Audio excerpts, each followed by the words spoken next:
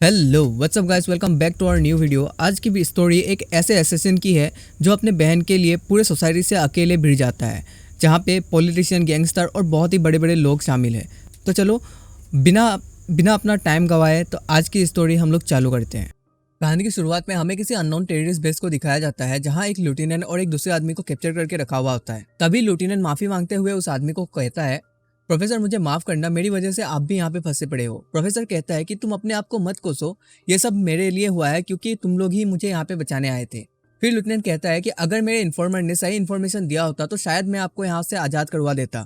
उसने कहा था कि यहाँ पे बहुत ही कम टेररिस्ट है और वो लोग भी इतने स्किलफुल नहीं है, तो मुझे लगता है कि उसी ने हमारे साथ धोखा किया है। तभी उस बेसमेंट का डोर ओपन होता है और वहाँ पे एक टेररिस्ट एक सोल्जर को घसीटते हुए लेके आता है और उस रूम में फेंक देता है। उसे देख के लेफ्टिनेंट कहता है कि सार्जेंट किम, तुम ठीक तो हो ना, और उस टेररिस्ट को गाली दे देता है। फिर वो टेररिस्ट भी लेफ्टिनेंट को रिटर्न में गाली देता है और साथ में मार लगा के स्माइल करते हुए रूम से चला जाता है। फिर लेफ्टिनेंट उठ के सार्जेंट और प्रोफेसर को कहता है कि ये सब हमें मार क्यों नहीं देते, ऐसा लग रहा है कि ये लोग हमारे साथ खेल रहे हैं। फिर सार्जेंट कहता है कि लेफ्टिनेंट आप ठीक तो है ना। फिर लेफ्टिनेंट कहते हैं कि मेरी चिंता छोड़ो और ये बताओ हमारे बाकी के ट्रूप्स मेंबर कहाँ पे है। सार्जेंट कहता है कि मुझे नहीं पता, शायद उनको भी इन्होंने पकड़ लिया होगा और कहीं दूसरे ही रूम में रखा हुआ है। तभी डोर खोलने का साउंड आता है और जैसे ही डोर खुलता है वहाँ पे एक बहुत बड़ा टेररिस्ट खड़ा हुआ होता है। उसे देख के लेफ्टिनेंट कहता है कि अब तुम यहाँ पे क्या लेने आए हो। फिर वो टेररिस्ट सीधा जमीन पे गिर जाता है क्योंकि उसके पीछे कोई और ही खड़ा हुआ होता है और ये बंदा हमारा हीरो होने वाला है।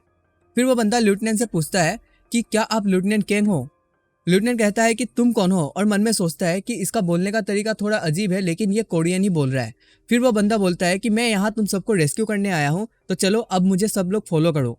फिर वो सारे बेसमेंट से बाहर निकल जाते हैं और निकलते ही उन्हें दिखता है कि बहुत सारे टेररिस्ट मरे पड़े हैं। लेफ्टिनेंट उन लाशों को देख के कहता है कि इतने सारे लोग यहाँ पे मरे पड़े हैं लेकिन कुछ साउंड क्यों नहीं आया हमें, इन्होंने क्या फाइट बैक नहीं किया था।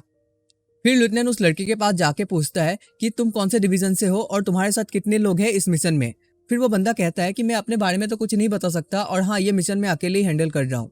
ये बात सुनकर लेफ्टिनेंट शॉक में हो जाता है और सोचता है कि ये इतना साइलेंटली अकेले मिशन को हैंडल कर रहा है। तभी सामने से एक डोर खुलता है और एक टेररिस्ट बाहर निकलता है। उसे देख के लेफ्टिनेंट कहता है कि सामने एक दुश्मन है। तभी उस टेररिस्ट की भी नजर उनकी तरफ पड़ती है। लेफ्टिनेंट कहता है कि अंदर एक और टेररिस्ट है, अभी तो हमें गन चलाना ही होगा, हम साइलेंटली इनको नहीं मार पाएंगे। तभी वो बंदा बहुत ही तेजी से आगे बढ़ता है और डोर वाले टेररिस्ट के पास चला जाता है और जाते ही उसके ऊपर अटैक कर देता है, जिसकी वजह से उसके गन गिर जाता है। उसके बाद उसके गर्दन पे अटैक करता है, जिसकी वजह से वो टेररिस्ट वहीं पे मर जाता है। उसे देखने के बाद दूसरा टेररिस्ट अपना गन रेडी करता है, लेकिन तब तक वो बंदा अपने नाइफ को निकाल के उस टेररिस्ट के ऊपर थ्रो कर देता है, जिससे नाइफ सीधा जाके उसके दिल में लगता है और वो टेररिस्ट वहीं पे मर जाता है। लेफ्टिनेंट इस फाइट को देख के सोच में पड़ जाता है कि इसने इतनी जल्दी दो टेररिस्ट को मार दिया, वो भी बिना कुछ साउंड किए। फिर वो बंदा अपना गन निकाल लेता है जिसके ऊपर साइलेंसर लगा हुआ होता है और कहता है कि अभी हमें अपना स्पीड बढ़ाना होगा और तुम लोग अपना गन यूज मत करना जब तक इमरजेंसी सिचुएशन ना हो। उसकी बात सुनकर लेफ्टिनेंट कहता है कि ठीक है और सोचता है तो हमें बच्चों की तरह ट्रीट कर रहा है। फिर वो बंदा दौड़ते हुए आगे बढ़ता है और सामने जितने भी टेररिस्ट निकलते हैं सबको शूट करते हुए जा रहा होता है। तभी एक जगह पे मल्टीपल टेररिस्ट का आवाज आता है, जिसे सुन के लेफ्टिनेंट सोचता है कि अभी तो उसको हमारी जरूरत पड़ेगी, लेकिन वो बंदा इतना खतरनाक होता है कि वो खुद उनके सामने जाके सेकंड्स में तीनों टेररिस्ट को वहीं पे खत्म कर देता है। जिसे देख के लेफ्टिनेंट कहता है कि ये तो एक मॉन्स्टर है और इसका मुंह में देखने के बाद मुझे नहीं लगता ये कोई सोल्जर भी है। फिर वो सारे भागते हुए एग्जिट पॉइंट पर पहुंच जाते हैं। फिर वो बंदा वही जाके कॉर्नर पे रुक जाता है और लेफ्टिनेंट को कहता है कि अभी हमें यहाँ पे 1 मिनट रुकना पड़ेगा। लेफ्टिनेंट कहता है कि हमें यहाँ रुकना क्यों है, अभी तो हमें आगे बढ़ना चाहिए। फिर वो बंदा पीछे की तरफ इशारा करता है, तो लेफ्टिनेंट पीछे की तरफ देखता है तो प्रोफेसर और सर्जन वो दोनों बहुत ही थके हुए हैं और वो उनके स्पीड को मैच नहीं कर पा रहे होते हैं। फिर लेफ्टिनेंट सोचता है कि मैं भागने में इतना बिजी हो गया, मेरा ध्यान ही नहीं गया कि मेरे साथी कितने पीछे छूट गए हैं। मुझे तो खुद के ऊपर भरोसा नहीं हो रहा है, मैं इतनी बड़ी भूल कैसे कर सकता हूँ। मैं तो सोच रहा था कि ये बंदा बहुत पागलों की तरह भाग रहा है, लेकिन इसने तो अच्छा खासा प्लान करके रखा हुआ है। फिर लेफ्टिनेंट उसकी तरफ देखते हुए सोचता है कि इसकी आंखें भी काली है और इसने टूटा फूटा ही सही लेकिन कोरियन बोला है और ये शायद से कोरियन भी हो सकता है। और लेफ्टिनेंट उससे फिर से एक बार पूछता है कि क्या तुम कोरियन हो, लेकिन वो बंदा कहता है कि अभी टाइम खत्म हुआ, चलो अब। फिर वो सारे भागते हुए आगे बढ़ते हैं। थोड़ी दूर आगे बढ़ने के बाद लेफ्टिनेंट के बाकी के मेंबर लेफ्टिनेंट को दिखते हैं, जो कि गाड़ी के साथ खड़े हुए होते हैं। फिर वो लोग लेफ्टिनेंट को देख के खुश हो जाते हैं और लेफ्टिनेंट भी उनको देख के खुश होते हुए पूछते हैं कि तुम सबको तो कहीं और लेके गए थे ना, फिर तुम्हारे साथ ऐसा क्या हुआ जो कि तुम सब लोग यहाँ पे एक साथ हो। फिर उनमें से एक सोल्जर कहता है कि लेफ्टिनेंट, ये जो आदमी आपके साथ है इसी ने हमें बचाया है और इसी ने कहा था कि यहाँ पे रुकने के लिए ताकि ये आपको लेके आ पाए। फिर हमारा हीरो कहता है कि अभी हमें यहाँ से अलग होना पड़ेगा और तुम सब साउथ की साइड को आगे बढ़ो, वहाँ तुम्हें तुम्हारे लोग मिल जाएंगे और बाकी वो लोग ही तुम्हें प्रोटेक्ट करेंगे और मैं यहाँ से जा रहा हूँ। फिर लेफ्टिनेंट उसको थैंक्स बोलता है और वो जवाब में कहता है कि थैंक्स की कोई ज़रूरत नहीं है, मैं तो यहाँ मेरा मिशन को पूरा कर रहा हूँ। उसकी जवाब सुनकर लेफ्टिनेंट को पता लग जाता है कि ये एक मर्सिनरी असैसिन है। फिर लेफ्टिनेंट अपना हाथ आगे बढ़ाता है चेक करने के लिए और कहता है, मानता हूँ ये एक पेड मिशन है, लेकिन फिर भी तुमने हमारी जान बचाई, इसीलिए मैं तुम्हें थैंक्स करना चाहता हूँ। फिर वो बंदा भी लेफ्टिनेंट के हाथों की तरफ देखने लगता है, तभी कुछ साउंड आता है और थोड़ी दूर में हमें दिखाया जाता है कि कुछ टेररिस्ट बाजूका लॉन्च कर देते हैं उनकी तरफ, जिसको सुनते ही वो बंदा चिल्लाते हुए कहता है कि सब नीचे झुक जाओ।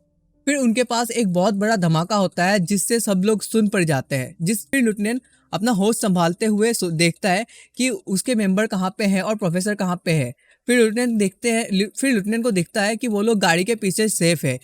तभी लेफ्टिनेंट को गन साउंड सुनाई देता है। फिर लेफ्टिनेंट देखता है कि वो बंदा टेररिस्ट के ऊपर गोली चला रहा होता है। लेफ्टिनेंट अभी सोचता है कि जब तक मैं अपने आप को संभाल रहा था तब तक इसने अपने आप को संभालने के साथ साथ उनको काउंटर अटैक भी कर दिया है। फिर लेफ्टिनेंट उस बंदे को अच्छे से देखता है तो उसका नकाब हट चुका होता है। लेफ्टिनेंट कहता है कि जिसको मैं एक मॉन्स्टर समझ रहा था ये तो सिर्फ एक बच्चा है। फिर हमें 6 महीने बाद का टाइम जंप दिखाया जाता है कोरिया के एक स्कूल में, जहाँ टीचर बोल रही होती है, अटेंशन एवरीवन, आज हमारे क्लास में एक नया ट्रांसफर स्टूडेंट आया है। उस स्टूडेंट को देख के क्लास के जितने भी लड़कियां होती है वो सब लोग ब्लश कर रही होती है और जितने भी लड़के होते हैं वो सब लोग जेलस होते हैं। फिर टीचर कहती है, आज से ये लड़का हमारे क्लास में तुम सबके साथ पढ़ेगा। फिर वो बंदा सबकी तरफ देखते हुए स्माइल करते हुए कहता है कि तुम सबसे मिलकर खुशी हुई, मेरा नाम है यूजिन। फिर हमें एक दूसरे क्लास का सीन दिखाया जाता है जहाँ पर यूजिन की बहन बैठी हुई होती है और वो सोच रही होती है कि ओप्पा अभी तक शायद अपने क्लास में जा चुके होंगे। फिर उसके एक क्लासमेट भागते हुए क्लास के अंदर आती है और सबको बोलने लगती है कि एक ट्रांसफर स्टूडेंट आया है हमारे स्कूल में और वो भी बहुत ही ज़्यादा हैंडसम है। फिर यूजिन की बहन सोचती है कि एक ट्रांसफर स्टूडेंट, शायद ये मेरे भाई के बारे में ही बात कर रही है और वो अपने भाई के बारे में सोच रही होती है कि कैसे 10 साल पहले मॉम डैड और ओप्पा जिस प्लेन से ट्रेवल कर रहे थे वो प्लेन क्रैश हो गया था और मैंने सोचा था कि मॉम डैड के साथ मेरे ओप्पा भी मर गए हैं, लेकिन 10 साल बाद वो फिर से लौट आया है, पता नहीं कैसे। और फिर हमें एक बैकग्राउंड का सीन दिखाया जाता है जहां वो अपने दादाजी के साथ अपने भाई को रिसीव करने के लिए एयरपोर्ट गई थी। वहां दादाजी अपने पोते को देख के बहुत ही ज़्यादा खुश हो जाते हैं और साथ में रोने भी लगते हैं और उनसे जाके गले लगा लेते हैं और यूजिन भी उनसे गले लग जाते हैं और वो अपने भाई को देख के तो पहले शौक हो जाती है और सोचती है कि ये लड़का सच में मेरा भाई है। फिर यूजिन अपने बहन की तरफ देखते हुए स्माइल करता है और कहता है कि ये तो तुम ही दायून हो। दायून क्लास में बैठी बैठी अपने भाई के ख्यालों में खोई हुई होती है। तभी उसके पास एक बुली लड़की आती है और उसे पुकार रही होती है, ओए दायून बददिमाग कहीं की, तुम भेड़ी हो गई है क्या, कितनी बार तुम्हें बुलाना पड़ेगा। फिर दायून उसे देख के घबरा जाती है और कहती है, मुझे माफ़ करना, मेरा ध्यान कहीं और था। फिर वो बुली लड़की कहती है, पी क्लास में तुम्हें अपने जिम वाले कपड़े मुझे देने पड़ेंगे, वैसे तुम अपने साथ कपड़े तो लाई हो ना। फिर डायून कहती है, मैं कपड़े तो लाई हूँ मगर मैंने अपने कपड़े तुम्हें दे दिए तो मैं क्या पहनूंगी। यह बात सुनकर बुली लड़की दायून के सर पर मारते हुए कहती है कि तुम्हें किसने हक दिया मुझे उल्टा जवाब देने के लिए। जब मैंने तुम्हें कपड़े मांगे हैं तो इसका मतलब यही है कि तुम्हें कपड़े देने पड़ेंगे और बाकी मेरी प्रॉब्लम नहीं है कि तुम क्या पहनो और क्या नहीं। फिर वो बुली लड़की की फ्रेंड बोलती है कि हमने तुम्हारे ऊपर थोड़ा ढील क्या छोड़ा, तुम तो हमारे हाथ से निकलने लगी हो, फिर से तुम्हें मार खा के रोना है क्या सबके सामने। दायून उनकी बात सुनकर चुप हो जाती है और अपना सर झुका लेती है। फिर से सीन चेंज होता है और क्लास 3-2 का दिखाया जाता है जहाँ मैम कहती है कि ये बच्चा हमारे साथ ही पढ़ेगा आज से, तो सब लोग इसे हेल्प करना एडजस्ट होने के लिए, क्योंकि ये अभी अभी कुछ दिन पहले ही अब्रॉड से आया है। फिर टीचर यूजिन को कहता है कि वो पीछे वाला सीट देख रहे हो, वहाँ जाके बैठ जाओ। फिर यूजिन भी यस मैम बोलता है और अपने सीट की तरफ आगे बढ़ता है। लेकिन उसी क्लास में एक लाल वाल वाला लड़का होता है जो यूजिन को देख के सोच रहा होता है कि इसमें ऐसा क्या खास बात है जो लड़कियां इसके ऊपर मर रही है, मुझे तो दिखने में ये कुछ भी खास नहीं लग रहा। फिर उसका दूसरा दोस्त उसे इशारा करता है बुली करने के लिए और कहता है, ओए ली, वो तेरी तरफ ही आ रहा है। और ली भी उसका इशारा समझ जाता है और वो सोचता है कितना आराम से ये चलते हुए मेरी तरफ आ रहा है, अब तो इसे पहले दिन ही मजा चखाना पड़ेगा। और ये कहकर ली अपना पैर आगे कर देता है यूजिन को गिराने के लिए, लेकिन यूजिन सीधा आके ली के पैर के पास खड़ा हो जाता है। फिर ली सोचता है कि मेरा टाइमिंग तो एकदम परफेक्ट था, लेकिन ये बंदा गिरा क्यों नहीं। फिर ली यूजिन को देखता है तो उसे पता चलता है कि यूजिन भी उसी की तरफ घूर रहा होता है। जिसे देख के ली को गुस्सा आता है और ली यूजिन को गाली देते हुए कहता है, कमीने तू ऐसे मेरी तरफ घूर के क्या देख रहा है। यूजिन को उसकी बात सुनकर गुस्सा आता है, लेकिन उसको एक बैक मेमोरी भी याद आती है जहां लेफ्टिनेंट यूजिन को कह रहा होता है कि तुम अब कोरिया जा रहे हो, वहां जाके तुम्हें हर हाल में फाइट को इग्नोर करना है। यूजिन भी कहता है कि मैं उतना भी बेवकूफ़ नहीं हूँ जो कि बिना कुछ इंटेल गैदर किए ही मैं फाइट में एंगेज हो जाऊंगा। क्या पता वो लोग मुझे किसी नौसिखिए की तरह मार ही दे। मैं तो 10 साल से बैटलफील्ड में टाइम स्पेंड किया हूँ ना, तो मैं सोच समझ कर ही फाइट में एंगेज करूंगा। फिर लेफ्टिनेंट यूजिन की बात को काटते हुए कहते हैं कि पागल, मैं तुम्हें फाइट इसीलिए करने के लिए मना कर रहा हूँ क्योंकि मुझे तुम्हारी नहीं तुम्हारे ओपोनेंट की चिंता है, क्योंकि वहाँ पे सारे के सारे स्कूल के बच्चे हैं। अगर तुम उनसे फाइट करोगे तो वो मर जाएंगे। तभी प्रेजेंट में टीचर यूजिन को बोलती है, तुम अभी तक यहाँ पे खड़े हो, अपने सीट पे जाके बैठ जाओ। फिर यूजिन टीचर से माफ़ी मांगते हुए अपने सीट की तरफ चुपचाप चला जाता है, जिसे देख के रेड हेयर वाला बंदा खुश होता है और सोचता है कि यह शायद से मुझसे डर गया। फिर टीचर यूजिन के पास वाले लड़के से कहते हैं पार्क, यूजिन नया है तो उसका ध्यान रखना। और पार्क भी टीचर को कहता है कि ठीक है मैम। फिर पार्क अपने आप को इंट्रोड्यूस करवाते हुए यूजिन से बोलता है कि मैं पार्क हूँ और तुमने अपना नाम क्या बताया, यूजिन। और यूजिन कहता है हाँ मेरा नाम यूजिन है। फिर पार्क उन बुलिस की तरफ देखते हुए धीरे से यूजिन को बोलता है, तुम तो आते ही हैरान हुए होंगे ना, मैंने देखा था ली ने तुम्हें गिराने के लिए उसका पेड़ आगे किया था। वैसे वो लाल वाले लड़के का नाम ली है, अगर तुम्हें नहीं पता तो वो और जो उसके पीछे बैठा है उसका नाम जू ह्योकजिन है। ये दोनों ही हमारे क्लास के बदमाश है, तुम्हें उन दोनों से जितना हो सके उतना दूर रहना होगा। फिर यूजिन पार्क से पूछता है, हमारा फर्स्ट क्लास मैच का है ना। पार्क कहता है कि हाँ मैथ्स का है, अगर तुम्हें कुछ भी पूछना हो तो तुम मुझसे हेल्प मांग सकते हो, मैं तुम्हें बता दूंगा। फिर क्लासरूम में टीचर आते हैं और उनका मैथ्स का क्लास स्टार्ट हो जाता है, लेकिन कोई भी बच्चा क्लास में ध्यान नहीं दे रहा होता। कोई सो रहा होता है, कोई अपना फ़ोन चला रहा होता है, सिर्फ अपना यूजिन और पार्क ही बोर्ड की तरफ देख के नोट कर रहे होते हैं। फिर यूजिन इधर उधर देखता है और उसकी नज़र बाहर की तरफ जाता है जहां ग्राउंड में पीई की क्लास हो रही होती है, और उनको देख के यूजिन को अपने ट्रेनिंग के दिन याद आते हैं, जिस टाइम वो बहुत ही छोटा बच्चा था, लेकिन उसे बहुत ही ज़्यादा भगाया करता था। स्वॉम में डूब डूब के ट्रेनिंग करना पड़ता था, रस्सियों के सहारे वो दीवारों में चढ़ना सिखाते थे, जिससे यूजिन को बहुत ही चोट लगती थी, मगर जिंदा रहने के लिए उसे सब कुछ करना पड़ता था। फिर यूजिन पुरानी बात सोच सोच कर बोलता है, ये कंट्री कितना पीसफुल है, मैं जहाँ रहता था वहाँ तो आए दिन वॉर होती रहती थी। फिर सीन चेंज होता है और हमें दिखाते हैं स्कूल के छुट्टी के टाइम सारे बच्चे बाहर निकल रहे होते हैं और बाहर सब लोग बोल रहे होते हैं कि वो कौन है इतना हैंडसम। तभी दायून की नज़र पड़ती है तो यूजिन वहाँ पे वेट कर रहा होता है। फिर दायून यूजिन के पास जाके पूछती है, ओपा तुम मेरा इंतज़ार कर रहे थे क्या। यूजिन कहता है कि हाँ मैं तुम्हारा ही इंतज़ार कर रहा था। क्यों, क्या तुम्हारा कुछ और प्लान है। फिर दायून इधर उधर देखती है और कहती है, ना मेरा कोई दूसरा प्लान नहीं है। फिर यूजिन कहता है तो चलो हम घर साथ में चलते हैं, और दायून हल्का सा स्माइल करते हुए कहती है ठीक है।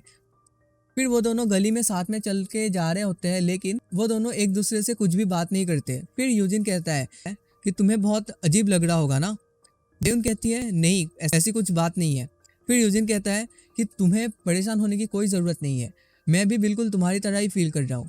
जब हमारा प्लेन क्रैश हुआ था तब मैं 9 साल का था और मुझे तुम्हारे और दादाजी के बारे में कुछ भी याद नहीं है। मुझे बस इतना पता था कि मेरी एक बहन और एक दादाजी है, लेकिन उस टाइम तो तुम सिर्फ 7 साल की थी ना, तुम्हारे लिए तो और भी ज़्यादा मुश्किल हुआ होगा।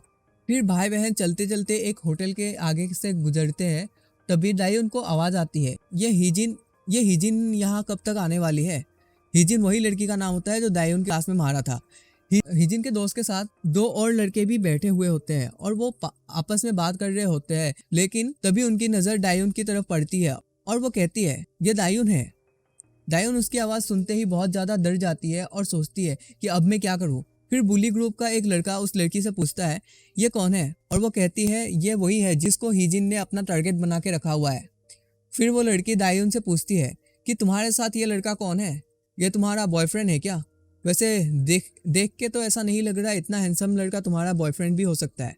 दायून उसे कहती है ऐसी कोई बात नहीं है, ये मेरे बड़े भाई है। फिर लड़की कहती है मुझे तो कुछ पता भी नहीं था कि तुम्हारा कोई बड़ा भाई भी है। फिर यूजिन दायून से पूछता है कि ये तुम्हारे फ्रेंड्स है क्या, और दायून कहती है कि हाँ हम क्लास फ्रेंड्स हैं। यह बात सुनकर बुली लड़की हंसना शुरू कर देती है और कहती है कि मैं और तुम्हारा फ्रेंड ये कब हुआ। दायून उसकी बात सुनकर बहुत ज़्यादा डर जाती है, जिससे यूजिन उनके तरफ घूर घूर के देख रहा होता है। तभी तभी उनमें से एक लड़का गुस्से में कहता है, ओए कमीने कहीं के, तू हमारी तरफ क्या देख रहा है, और अगर अपनी जान प्यारी है तो फुट ले यहाँ से। फिर दूसरा लड़का कहता है, शायद इसका दिमाग खराब हो गया है जो हमें ऐसे घूर रहा है। लेकिन यूजिन एक शिकारी की तरह अपना नज़र एक सेकंड के लिए भी उनसे नहीं हटा रहा होता है और सोचता है कि ये लोग शायद मेरे से फाइट करना चाहते हैं। तभी पहला वाला लड़का अपने सीट से उठ के यूजिन की तरफ आगे बढ़ता है और सीधा जाके यूजिन के सामने खड़ा हो जाता है और कहता है, कमीने शायद तुमने मेरी बात नहीं सुनी, या फिर अपने बहन के सामने तुम अब हीरो बनने की कोशिश कर रहे हो। लेकिन यूजिन उसकी बात पर थोड़ी भी ध्यान नहीं दे रहा होता है और वो अपना ही कैलकुलेशन बैठा रहा होता है। सोचता है कि ये बंदा बिना हथियार के मेरे सामने आके खड़ा हो गया और इसका हाथ भी पॉकेट में है। अगर मैं उसको पंच मारूं उसके गले में तो ये एक ही बारी में मर जाएगा। फिर यूजिन को लेफ्टिनेंट की बात याद आती है कि फाइट मत करना, और यूजिन उनकी बात सोचकर लंबा सा सांस लेता है और मन में कहता है कि छोड़ो, फाइट नहीं करते हैं। लेकिन यूजिन को ऐसे देखकर उस बंदे को और भी ज़्यादा गुस्सा आता है और वो बंदा यूजिन का कॉलर पकड़ लेता है और थप्पड़ मारने के लिए अपना हाथ उठाता है और कहता है, क्या लगता है तुम मुझे ऐसे ही इग्नोर कर सकते हो। लेकिन उसी टाइम दायून उस बंदे से माफ़ी मांगते हुए बोलती है, मेरे भाई को माफ़ कर दो, वो कोरिया अभी अभी कुछ दिन पहले ही आया है, पिछले 10 साल से वो एब्रॉड पे था, उसे कोरिया के बारे में कुछ नहीं पता। यूजिन दायून को ऐसे देखकर उस बुली लड़की की तरफ देखती है और वो अपने दोस्त के साथ बैठ के हंस रही होती है। लेकिन वो बुली बंदा कहता है, मैं क्या करूँ, ये कोरिया में था या कहीं बाहर, मुझे तो बस इसको सबक सिखाना है। यूजिन अपनी बहन की तरफ देखता है तो उसकी बहन बहुत ही ज्यादा घबराई हुई होती है, जिसके कारण यूजिन उस बुली के बाजू में एक पंच मार देता है, जिससे वो लड़का पीछे की तरफ चला जाता है और अपना बाजू पकड़ के कहने लगता है कि इसका पंच तो बहुत ही ज्यादा भारी है और मेरा हाथ भी दर्द करने लगा है। फिर यूजिन अपना बैग उतार लेता है और अपना कोट खोल के दायून के पास जाके कहता है कि हमें थोड़ी देर और रुकना पड़ेगा, और अपना कोट दायून के सर के ऊपर दे देता है और कहता है, यहाँ मत देखना। उसी टाइम वो बंदा यूजिन को गाली देते हुए पीछे से मारने आता है, लेकिन यूजिन उसका साउंड सुनते ही अपनी कोहनी से उसके मुंह पे मार देता है, जिसके कारण वो बंदा उसी टाइम जमीन पे गिर जाता है और जमीन पे गिरने के बाद वो बेहोश हो जाता है और उसके नाक और मुंह से खून निकलने लगता है, जिसे देख के दूसरा बंदा और वो बुली लड़की दोनों ही बहुत ज्यादा घबरा जाती है। फिर यूजिन उनके तरफ घूरते हुए कहता है कि मुझे लगता है मैंने जो प्रॉमिस किया था वो मैंने अपने स्कूल के पहले दिन ही तोड़ दिए। तो ये वाला एपिसोड यहीं पे खत्म होता है। अगर ये वाला एपिसोड आप लोगों को थोड़ा सा भी अच्छा लगा हो तो ज़रूर से वीडियो को लाइक करके अपने दोस्तों के साथ शेयर कर देना, और अगर नए हो तो ज़रूर से सब्सक्राइब कर लेना। बाकी मिलते हैं कल एक नए एपिसोड के साथ, तब तक के लिए bye bye, thank you so much. Episode की शुरुआत में हमें एक आर्मी कैंप दिखाया जाता है जहाँ बहुत सारे सोल्जर ट्रेनिंग कर रहे होते हैं। वहाँ पे लेफ्टिनेंट भी खड़ा होता है और लेफ्टिनेंट के पास उनका एक सोल्जर आके बोलता है, मेजर आज ही का वो दिन है जहाँ यूजिन अपना स्कूल लाइफ शुरू करने जा रहा है। लेफ्टिनेंट भी कहता है, हाँ आज से ही अपना यूजिन स्कूल लाइफ शुरू करने जा रहा है, लेकिन मैं उसके लिए थोड़ा परेशान हूँ।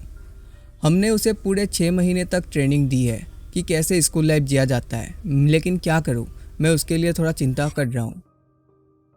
फिर दूसरा सोल्जर कहता है, मेजर आपको इतना चिंता करने की ज़रूरत नहीं है। जब वो सिर्फ 9 साल का था तब उसने इतनी घटिया जगह पे सरवाइव कर लिया, और ये तो बस एक स्कूल ही है। फिर लेफ्टिनेंट भी ब्लश करते हुए कहता है, हाँ मुझे मालूम है वो एडजस्ट तो हो जाएगा क्योंकि मैंने खुद उसे ट्रेनिंग दी है। सोल्जर भी लेफ्टिनेंट से कहता है, आप सही बोल रहे हो, और वैसे भी आप बहुत अच्छे कोच हो तो उसे कुछ दिक्कत तो होनी नहीं चाहिए। लेकिन दूसरी तरफ हमें दिखाया जाता है वही फाइट जो रेस्टोरेंट के बाहर हो रही होती है। यूजिन उस बुली के मुंह पे कोहनी मार के उसे सुला देता है और साथ में लेफ्टिनेंट की ट्रेनिंग के धज्जियां उड़ाते हुए कहता है, मैंने लेफ्टिनेंट से किया हुआ प्रॉमिस स्कूल के पहले दिन ही तोड़ दिए। फिर यूजिन उसकी तरफ देख के मन में सोचता है, इसकी तो आंखें घूम गई है, मैंने तो सोचा था ये बंदा बहुत स्ट्रांग होगा, लेकिन ये तो एक बार में ही नॉक हो गया। फिर यूजिन दूसरे बंदे की तरफ घूर के देखता है तो वो भी यूजिन को देख के घबराया हुआ होता है, लेकिन यूजिन फ्लैश की स्पीड से उसके मुंह के सामने चला जाता है। फिर यूजिन उसे पंच मारता है तो वो बंदा पंच को ब्लॉक करने के लिए अपना दोनों हाथ आगे की तरफ कर देता है, लेकिन यूजिन उसके पेट में एक जोर का पंच मार देता है, जिससे वो बंदा दूर जाके ज़मीन पे गिरता है। जबकि अब सिर्फ वो बुली लड़की बचती है जो अपने फ्रेंड्स के हालत देखकर वो काफ़ी घबरा जाती है। यूजिन उसके सामने जाकर खड़ा हो जाता है और उसे घूर घूर के देखने लगता है जैसे अब वो उसे भी मारने वाला हो। तभी दायून यूजिन का कोट अपने सर से हटा लेती है और कहती है, ओप्पा तुम वहाँ क्या कर रहे हो। फिर दायून उन पुलिस को देखती है तो वो लोग ज़मीन पे गिरे हुए होते हैं।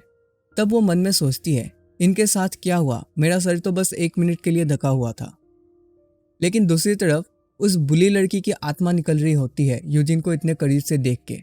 फिर यूजिन उसके पास से कुछ कहे बिना ही चला जाता है और दायुन से माफ़ी मांगते हुए कहता है, मैंने तुम्हें सरप्राइज तो नहीं कर दिया।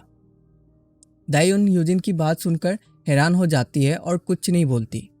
फिर यूजिन दायुन से पूछता है, क्या तुम कुछ खाना चाहोगे? मैं तुम्हारे लिए खरीद के ला सकता हूँ। लेकिन दायुन उसे कहती है, नहीं ठीक है, अभी मुझे खाने का मन नहीं है। यूजिन उसकी बात सुनकर कहता है, चलो फिर ठीक है, हम घर चलते हैं। फिर दायुन यूजिन को कहता है, ओपा तुम्हारा कोट, जिसे लेके यूजिन दायुन को मुस्कुराते हुए थैंक्स कहता है। दूसरी तरफ वह बुली लड़की यूजिन को देख के सोच रही होती है, क्या यह सेम लड़का है जिसने मेरे दोस्तों को इतना पीटा, लेकिन अब इसे देखो तो कितना मुस्कुरा रहा है, जैसे कोई दूसरा ही बंदा हो। फिर वो दोनों अपने घर की तरफ चलने लगते हैं और दायुन उस बुली लड़की को कहती है, मैं जा रही हूँ। लेकिन वो बुली लड़की कुछ भी नहीं बोलती, क्योंकि यूजिन उसे जाते टाइम भी घूर घूर के देख रहा होता है, जिससे वो और भी घबरा जाती है। फिर भाई बहन आगे बढ़ जाते हैं। दायुन अपने भाई से कहती है, ओपा क्या तुमने उनको पीटा था? फिर यूजिन उसको कहता है, हाँ मैंने ही उनको मारा था। यूजिन की बात सुनकर दायुन मन में सोचती है, मेरा भाई दिखने में तो ऐसा नहीं लगता कि ये किसी को मार सकता है। फिर दायुन यूजिन को कहता है, कोरिया में अगर तुम किसी को घूर के देखते हो तो लोग बुरा मान जाते हैं, और उन्होंने जैसा रिएक्शन दिया था बाकी भी वैसा ही रिएक्शन देंगे, इसीलिए किसी को घूर के मत देखना। यूजिन भी कहता है कि मैं जहाँ पे रहता था वहाँ भी लोग सेम रिएक्शन ही देते थे। फिर दायुन कहती है, तो तुमने उनकी तरफ ऐसे घूर के क्यों देखा? यूजिन कहता है, तुम्हारे लिए, क्योंकि उनके वजह से तुम बहुत डरी हुई थी। ये बात सुनकर दायुन मन ही मन खुश हो जाती है, लेकिन कुछ नहीं बोलती, जिसके कारण यूजिन सोचता है, क्या मैंने उसे कुछ गलत तो नहीं बोल दिया। फिर हमें शाम का सीन दिखाया जाता है, जहाँ दादाजी यूजिन को कह रहे होते हैं, बेटा ये सब तुम्हें करने की कोई ज़रूरत नहीं है, मैं कर दूंगा, तुम आराम से बैठो और खाना खाओ। लेकिन यूजिन कहता है, कोई बात नहीं, अब से मैं ही सारे डिशेस धो दूंगा और आप आराम से बैठिए, वैसे भी आपने बहुत काम कर लिया। फिर दादाजी कहते हैं ठीक है, और सोफा पे दायुन के पास जाके बैठ जाते हैं। फिर दादाजी यूजिन की तरफ देखते हुए यूजिन से पूछते हैं कि आज का खाना तुम्हें कैसा लगा? मैंने खुद तुम्हारे लिए बनाया था, वैसे मैं इतना अच्छा कुक तो नहीं हूँ। यूजिन अपने दादाजी से कहता है, खाना बहुत ही अच्छा था, मैंने बहुत एंजॉय किया। यह बात सुनकर दादाजी को राहत मिलती है और वो मुस्कुराने लगते हैं। दूसरी तरफ दायुन भी उन दोनों को देख के खुश हो रही होती है और मन ही मन कह रही होती है, दादाजी अपने एक्सप्रेशन को छुपाने की कोशिश कर रहे हैं, लेकिन मुझे पता है कि वो बहुत खुश है, क्योंकि यूजिन ने उनकी कुकिंग की तारीफ की है। वैसे दादाजी को कुकिंग बिल्कुल भी नहीं आती थी। जब से उनको पता लगा कि उनका पोता वापस आने वाला है, तब से उन्होंने कुकिंग की क्लास ली है। फिर दादाजी दायुन से भी कहते हैं, क्या तुम्हें भी अच्छा लगा खाना? दायुन कहती है, हाँ मुझे भी खाना बहुत अच्छा लगा। फिर दादाजी यूजिन से पूछते हैं, आज स्कूल का पहला दिन कैसा गया? तुम्हें कुछ दिक्कत तो नहीं हुई ना? यूजिन दादाजी की बात सुनकर रुक जाता है और कुछ बोलने ही वाला होता है, तभी उसकी नज़र दायुन पे पड़ती है। फिर यूजिन कहता है कि कुछ नहीं हुआ, सब ठीक है। दादाजी कहते हैं, यह बात सुनकर मुझे राहत महसूस हुई। फिर सब एक दूसरे को गुड नाइट कहते हैं और रूम में सोने चले जाते हैं। यूजिन अपने बेड के ऊपर लेटा हुआ होता है और सोचता है कि कैसे एयरपोर्ट पे जब वो पहली बार दादाजी से मिला था तो दादाजी उसे देख के बहुत खुश हो रहे थे और वो कह रहे थे, शुक्र है तुम वापस आ गए। मैं जानता हूँ तुम्हें बहुत कुछ याद तो नहीं है हमारे बारे में, लेकिन ये कोई दिक्कत की बात नहीं है, ज़रूरी यह है कि तुम वापस जिंदा लौट आए। फिर खाने के टेबल का सीन दिखाया जाता है, जहाँ दादाजी यूजिन से कहता है, मुझे कुछ पता नहीं है तुम्हें किस टाइप का खाना पसंद है, इसीलिए मैंने ये सब बनाया है, शायद इनमें से तुम्हें कुछ पसंद आए। यूजिन अपने इन्हीं अच्छे लम्हों को सोच सोच के अपनी आंखें बंद कर लेता है और वो सपना देखता है। और हमें एक प्लेन का सीन दिखाया जाता है, जहाँ प्लेन के सारे पैसेंजर घबराए हुए होते हैं और अपना अपना ऑक्सीजन का मास्क पहन रहे होते हैं। तब हमें यूजिन को भी दिखाया जाता है, जब वो 9 साल का होता है और अपने मॉम डैड के साथ बीच में बैठा हुआ होता है और यूजिन को उसके पेरेंट्स अपने बॉडी से कवर कर लेते हैं। तभी वो प्लेन क्रैश हो जाता है और तुरंत ही यूजिन का नींद टूट जाता है और वो घबराते हुए अपने बेड पे उठ के बैठ जाता है। फिर जब उसे रियलाइज़ होता है कि यह एक सपना है, तब वो थोड़ा शांत होता है। फिर यूजिन की नज़र घड़ी की तरफ पड़ती है तो ऑलरेडी सुबह के 7 बज चुके थे। फिर उसे बाहर से कुछ साउंड सुनाई देता है। तब वो रूम से बाहर आ जाता है तो उसे दिखाई देता है दायुन किचन में खाना बना रही होती है। फिर डायोन यूजिन से कहता है, मैं बस काम खत्म करके तुम्हें जगाने ही वाली थी, लेकिन अच्छा हुआ तुम खुद ही बाहर आ गए। यूजिन डायोन से पूछता है, दादाजी कहाँ गए, वो नहीं दिख रहे। तो डायोन बताती है, वो तो अपने काम पे चले गए, तुम्हारे आने की खुशी में उन्होंने कुछ दिन की छुट्टी ली थी, लेकिन आज से वो फिर से काम पे जाएंगे।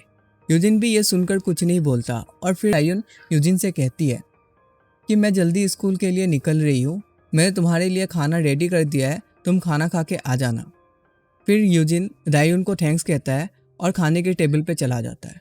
फिर हमें स्कूल का सीन दिखाया जाता है जहाँ कल वाली लड़की जिसके फ्रेंड्स यूजिन से मार खाए थे, वो हिजिन से बोल रही होती है कि कैसे डायोन के भाई ने उसके फ्रेंड्स को मारा था। हिजिन ये बात सुनकर कहती है कि तुम कह रहे हो कि उस कमीनी की एक भाई भी है और वो भी बहुत ज़्यादा स्ट्रॉन्ग, जो बंदा ट्रांसफ़र हुआ है वो ही डायोन का भाई है। फिर वो लड़की हिजिन की बात पर हामी भरते हुए कल की बात याद करती है कि कैसे यूजिन के जाने के बाद वो उस बंदे के पास जाता है जो लड़का ज़मीन पे गिरा हुआ था और उससे पूछता है कि तुम कैसे हो। वो बंदा गुस्से से कहता है, तुम्हें किस एंगल से मैं ठीक दिख रहा हूँ।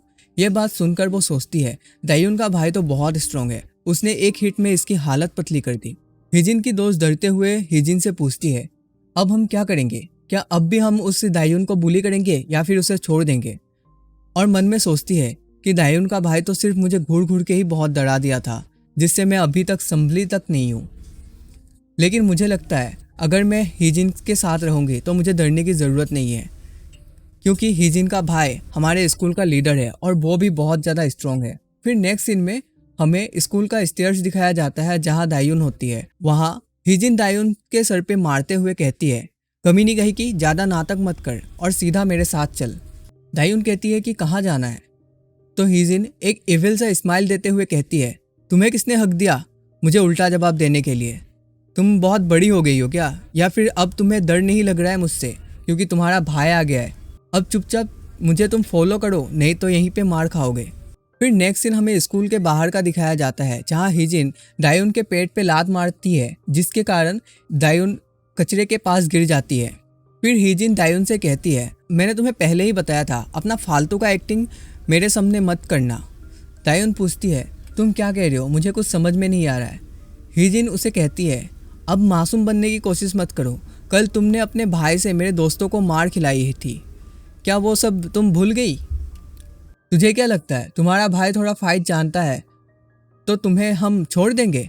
और वैसे भी तुझे पता है कल जिस लड़के को तेरे भाई ने मारा था वो मेरे ओप्पा का फ्रेंड है, और तुझे तो पता ही है मेरा ओप्पा कौन है, और अब तक तो मेरा ओप्पा तेरे भाई से भी मिल चुका होगा। तुम्हारी गलती की वजह से अब तुम्हारे भाई की भी स्कूल लाइफ खराब होने वाली है। फिर डायोन हिजिन की बात सुनकर चिल्लाते हुए बोलती है, तुम लोग क्या करने वाले हो मेरे ओप्पा के साथ। लेकिन हिजिन डायोन को एक थप्पड़ लगा देती है और कहती है, तुम्हारी हिम्मत कैसे हुई मुझसे इतनी ऊंची आवाज़ में बात करने की। डायोन थप्पड़ खाने के बाद रोने लगती है और मन ही मन अपने आप को कोसते हुए कहती है कि सब मेरी गलती है, मेरी ही वजह से अब मेरे ओप्पा का भी स्कूल लाइफ ख़राब होने वाला है। फिर डायोन उठ के खड़ा हो जाती है और रोते हुए भागने लगती है, जिसे देख के हिजिन कहती है, तुम भाग के आखिर कहाँ तक जाओगी। फिर सीन चेंज होता है और क्लास 3-2 का दिखाया जाता है जहाँ क्लास के सारे बच्चे खड़े होकर बात कर रहे होते हैं और वहाँ पे क्लास के बुली ली और उसका फ्रेंड भी होता है, क्योंकि उनके क्लास पे 3rd ईयर के बुली बच्चे आते हैं जो कि हिजिन के भाई का गैंग मेंबर होते हैं, इसीलिए पूरी क्लास उनसे डरी हुई होती है। यूजिन ने जिन बुलिस को कल मारा था वो दोनों भी वहाँ आते हैं हिजिन के भाई के साथ। उन दोनों को देखकर यूजिन भी समझ जाता है कि यहाँ अब क्या होने वाला है। तभी उनके क्लास के डोर के पास डायोन भागते हुए आती है और जोर से ओप्पा चिल्लाती है। यूजिन आवाज़ सुनते ही देखता है तो डोर के पास डायोन है और डायोन को चोट लगी होती है, जहाँ डायोन के मुंह पे निशान बना होता है जैसे किसी ने थप्पड़ मारा हो, और पेट पे लात मारने का निशान बना होता है। डायोन को देख के हिजिन का भाई हंसना शुरू कर देता है और कहता है, लगता है ये छोटी बहन अपने भाई के लिए बहुत चिंता कर रही है, लेकिन एक मेरी छोटी बहन है जो सिर्फ मेरे पास हमेशा हेल्प मांगते हुए आती है। फिर वहाँ पे हिजिन की भी एंट्री होती है और आते ही वो कहती है, बिल्कुल नहीं, मैं हमेशा हेल्प मांगते हुए तुम्हारे पास नहीं आती, और वैसे भी अगर मेरे भाई को कोई मारने के लिए आएगा तो मैं भी परेशान होंगी। जबकि यूजिन डायोन की हालत देखकर बहुत ही ज़्यादा गुस्सा कर रहा होता है। ये वाला एपिसोड यहीं पे ख़त्म करते हैं। अगर ये वाला एपिसोड आप लोगों को थोड़ा सा भी अच्छा लगा हो तो ज़रूर से वीडियो को लाइक करके चैनल को सब्सक्राइब कर लेना और हो सके तो अपने दोस्तों के साथ भी शेयर कर देना। बाकी मिलते हैं अगले वीडियो में, तब तक के लिए bye bye, thank you so much. Episode की शुरुआत में हमें क्लास 3-2 का सीन दिखाया जाता है, जहाँ ली और उसका दोस्त मिलके पार्क के सर के ऊपर चौक मार रहे होते हैं। ली सबसे पहले मारते हुए कहता है डबल हेडशॉट। उसे देख के जो अपने पास वाले लड़के से इरेजर मांगता है पार्क के ऊपर निशाना लगाने के लिए। वो लड़का भी अपना इरेजर निकाल के दे देता है। फिर जू भी पार्क के ऊपर निशाना लगा के जोर से इरेजर फेंक देता है और वो सीधा जाके पार्क के सर पे लगता है। फिर वो दोनों हंसना शुरू कर देते हैं। जू ली से कहता है तुमने देखा, ऐसे निशाना लगाया जाता है। फिर ली कहता है बकवास मत करो और ये देखो कैसे मैं अपने M4 से निशाना लगाता हूँ। फिर ली इरेजर को हाथ में पकड़ के फुल स्पीड में पार्क के ऊपर थ्रो कर देता है। तभी वहाँ यूजिन आ जाता है, जिससे वो इरेजर यूजिन के बैग पे लगकर गिर जाता है। फिर यूजिन अपना बैग उतार के पार्क के पास वाले सीट पे बैठ जाता है, जिसे देख के ली और जू दोनों को बहुत गुस्सा आता है और ली कहता है मुझे ये लड़का बहुत ज़्यादा परेशान कर रहा है, इसे देख के तो नहीं लगता ये हमसे डरता भी है। फिर जू ली से कहता है तब तो हमें इसे छुट्टी के बाद सबक सिखाना ही पड़ेगा, और ये सुनकर ली भी हंसते हुए एग्री करता है। दूसरी तरफ पार्क यूजिन को देख के कहता है तो तुम आ गए। यूजिन कहता है मैं तो आ गया, पर तुम ठीक तो हो ना? पार्क घबराते हुए कहता है मैं ठीक हूँ। उधर ली और जू पार्क को देख के हंस रहे होते हैं। फिर पार्क यूजिन से पूछता है आज छुट्टी के बाद तुम मेरे साथ चलो, मैं तुम्हें शहर घुमाने ले जाऊँगा। यूजिन कहता है मुझे माफ़ करना, मैं तुम्हारे साथ नहीं जा पाऊँगा क्योंकि मुझे मेरे छोटी बहन के साथ घर जाना होता है। यह बात सुनकर पार्क कहता है छोटी बहन, क्या वो भी तुम्हारे साथ यहाँ ट्रांसफ़र हुई है? तो यूजिन कहता है नहीं नहीं, वो तो पहले से ही यहीं पे पढ़ती है। फिर पार्क कहता है अच्छा, तो फिर तुम्हारे बहन का नाम क्या है? शायद मैं उसे जानता हूँ। तो यूजिन कहता है यू दायून। दायून का नाम सुन के पार्क पहले तो एकदम शांत सा हो जाता है, फिर इधर उधर देख के धीरे से कहता है यू दायून जो फर्स्ट ईयर की स्टूडेंट है वो तुम्हारी बहन है क्या? फिर यूजिन पार्क की तरफ देख के पूछता है तुम इतना शौक क्यों हो और क्यों, क्या हुआ, वो मेरी ही बहन है। पार्क कहता है सच बताऊं तो तुम्हारी बहन का स्कूल लाइफ बहुत ही ज़्यादा मुश्किल भरा है। यूजिन कहता है मुश्किल भरा, लेकिन कैसे? पार्क कहता है मैं तुम्हारी बहन को पहले से ही जानता हूँ, वो बहुत अच्छी स्टूडेंट है और साथ में काफ़ी पॉपुलर भी, जिसके कारण बहुत सारे लड़कों ने उसे प्रपोज भी किया। उनमें से एक लड़का ऐसा था जो हाजिन नाम की लड़की पसंद करती थी, और जब हाजिन को पता चला कि उसके बॉयफ्रेंड ने दायून को प्रपोज किया है तो ये बात उसे बिल्कुल भी अच्छी नहीं लगी, और तब से वह हाजिन दायून को हमेशा परेशान करती है और मारती भी है। ये बात सुनकर यूजिन पूछता है मेरी बहन के साथ इतना सब कुछ इतने दिनों से हो रहा है तो बाकी के लोग कुछ नहीं करते क्या? पार्क तभी घबराते हुए कहता है कोई भी उस हाजिन के साथ पंगा लेने की कोशिश नहीं करता, क्योंकि उसका बड़ा भाई किम किसू हमारे स्कूल के 3rd ईयर का स्टूडेंट है और साथ में बुली गैंग का लीडर भी है। फिर पार्क उसे कहता है मिडिल स्कूल में हीजिन ने दायून को बहुत ही ज़्यादा परेशान किया, लेकिन तुम्हारी बहन की किस्मत बहुत ही ज़्यादा बुरी है। जब वो यहाँ हाई स्कूल में आई तो हीजिन की क्लास भी सेम ही थी, और अब तो हर दिन ही हीजिन का सामना करना पड़ता है दायून को। और बाकी के क्लासमेट ये कहते हैं कि तुम्हारी बहन आ कैसे जाती है स्कूल, उसे तो कब का छोड़ देना चाहिए जितना वो बुली होती है। यूजिन को पार्क की बात सुनकर बहुत ही ज़्यादा गुस्सा आता है और वो कहता है उस लड़की के बॉयफ्रेंड ने सिर्फ मेरी बहन को प्रपोज किया था, उसमें ना तो दायून की गलती भी थी, फिर भी वो हीजिन लड़की मेरी बहन को बुली करती है, ये तो कोई बात नहीं हुई। पार्क भी कहता है हाँ तुम सही कह रहे हो, लेकिन इन जैसे बुलिस को कोई रीज़न की ज़रूरत नहीं पड़ती, ये लोग तो सिर्फ अपने मज़े के लिए दूसरों को बुली करते हैं। और यहीं पे यूजिन का एक बैक फ्लैश मेमोरी दिखाया जाता है, जहाँ दोनों भाई बहन अपने दादाजी के साथ घर पे बैठे हुए होते हैं। तभी दादाजी यूजिन से कहते हैं तुम जल्दी हाई स्कूल जाने वाले हो और मुझे तो लगता है तुम हाई स्कूल पे बहुत आसानी से एडजस्ट भी हो जाओगे। यूजिन कहता है आपको इतना चिंता करने की ज़रूरत नहीं है दादाजी, मैं आराम से एडजस्ट हो जाऊँगा। दादाजी कहते हैं कैसे चिंता ना करो, तुम इतने टाइम से कोरिया से बाहर रहे हो और मुझे नहीं पता तुम यहाँ कैसे एडजस्ट हो पाओगे। फिर दादाजी दायून की तरफ देखते हुए कहते हैं दायून तुम्हारी स्कूल लाइफ कैसी चल रही है? दायून हंसते हुए दादाजी से कहते हैं आप तो जानते ही हो, हमेशा की तरह मेरी स्कूल लाइफ बहुत ही अच्छी चल रही है। फिर दादाजी भी कहते हैं, मुझे पहले से ही पता है कि तुम अपने स्कूल में बहुत अच्छा कर रही हो। जब भी मैं तुम्हारे टीचर से बात करता हूँ वो हमेशा तुम्हारी तारीफ ही करते हैं। यूजिन भी अपनी बहन की तारीफ सुनकर बहुत ही ज़्यादा खुश हो जाता है और कहता है, क्या सच में तुम स्कूल में बहुत अच्छे से एडजस्ट हो गई हो? लेकिन दायुन कुछ नहीं कहती। फिर स्टोरी प्रेजेंट में आती है जहाँ यूजिन शांत होकर बैठा था। फिर पार्क यूजिन से कहता है, तुम ठीक तो हो ना? यूजिन जवाब में कहता है, मैं ठीक हूँ और थैंक्स, तुमने मुझे दायुन का स्कूल लाइफ के बारे में बताया। पार्क कहता है, थैंक्स की कोई बात नहीं है, वैसे मैंने तुम्हें दायुन की बात बताकर और परेशान ही कर दिया होगा। उसी टाइम वो मोटा लड़का जो यूजिन से मार खाया था वो डोर को लात मारते हुए क्लास के अंदर आता है और उसके साथ उसके 2 मेंबर भी होते हैं, जिसे देख के क्लास के बाकी बच्चे काफ़ी घबरा जाते हैं और उन्हें देख के जू कहता है, तुम लोग यहाँ क्या लेने आए हो? तभी क्लास में हिजिन का भाई किम किसू की एंट्री होती है और वो कहता है, हम लोग यहाँ क्या करने आए हैं? मेरा एक अधूरा काम है जो निपटाने आया हूँ। अगर हमसे कोई प्रॉब्लम है तो अभी बता दे, नहीं तो चुपचाप साइड में खड़ा हो जा। किम किसी को देखकर ली और जू भी घबरा जाता है और सोचता है, ये यहाँ क्या कर रहा है? तभी किम किसू को कल वाला लड़का आके बोलता है, ये वही है जिसने हमें मारा था। तब किम किसू यूजिन को देखते हुए बोलता है, तुम लोगों को शर्म आनी चाहिए, एक लूजर से तुम लोग मार खा के आ गए। तब दूसरा बंदा बोलता है कि इसने हमें ऑफ गार्ड पकड़ लिया तभी हम मार खाए। किसू उनसे बोलता है, बकवास बंद करो, तुम लोग सिर्फ बहाना बना रहे हो। किसू यूजिन की तरफ देखते हुए कहता है, ओए तुमसे बात कर रहा हूँ, इधर आ। यूजिन भी उसकी तरफ देखता है और अपने सीट से उठ जाता है, जबकि ली और जू घबराते हुए सोच रहे होते हैं, पता नहीं किम किसू ऐसा बिहेव क्यों कर रहा है और मुझे तो लगता है यूजिन के आज लगने वाले हैं। लेकिन दूसरी तरफ यूजिन पहले से ही गुस्से में था और वो पूछता है, क्या तुम्हारा नाम किम किसू है? किसू यूजिन की बात सुनकर हंसना शुरू कर देता है और बोलता है, लगता है मैं बहुत फेमस हो गया हूँ। मेरे बारे में तो एक नया ट्रांसफ़र स्टूडेंट भी जानता है। जबकि यूजिन उसे घूर घूर के देख रहा होता है। तब किसू अपने दोस्तों से कहता है, ये कमीना तो सच में घूर घूर के देखता है और तुम लोग किसका वेट कर रहे हो? जाओ और उसको यहाँ पे घसीट के लाओ मेरे पास। फिर उनमें से एक बंदा आगे बढ़ने वाला होता है। तभी दरवाजे के पास दायुन दौड़ते हुए आती है और ओप्पा करते चिल्लाती है। वो काफ़ी डरी हुई थी।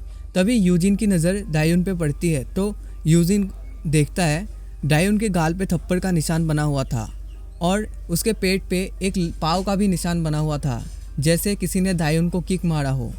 यूजिन दायुन को देख के हैरान होता है।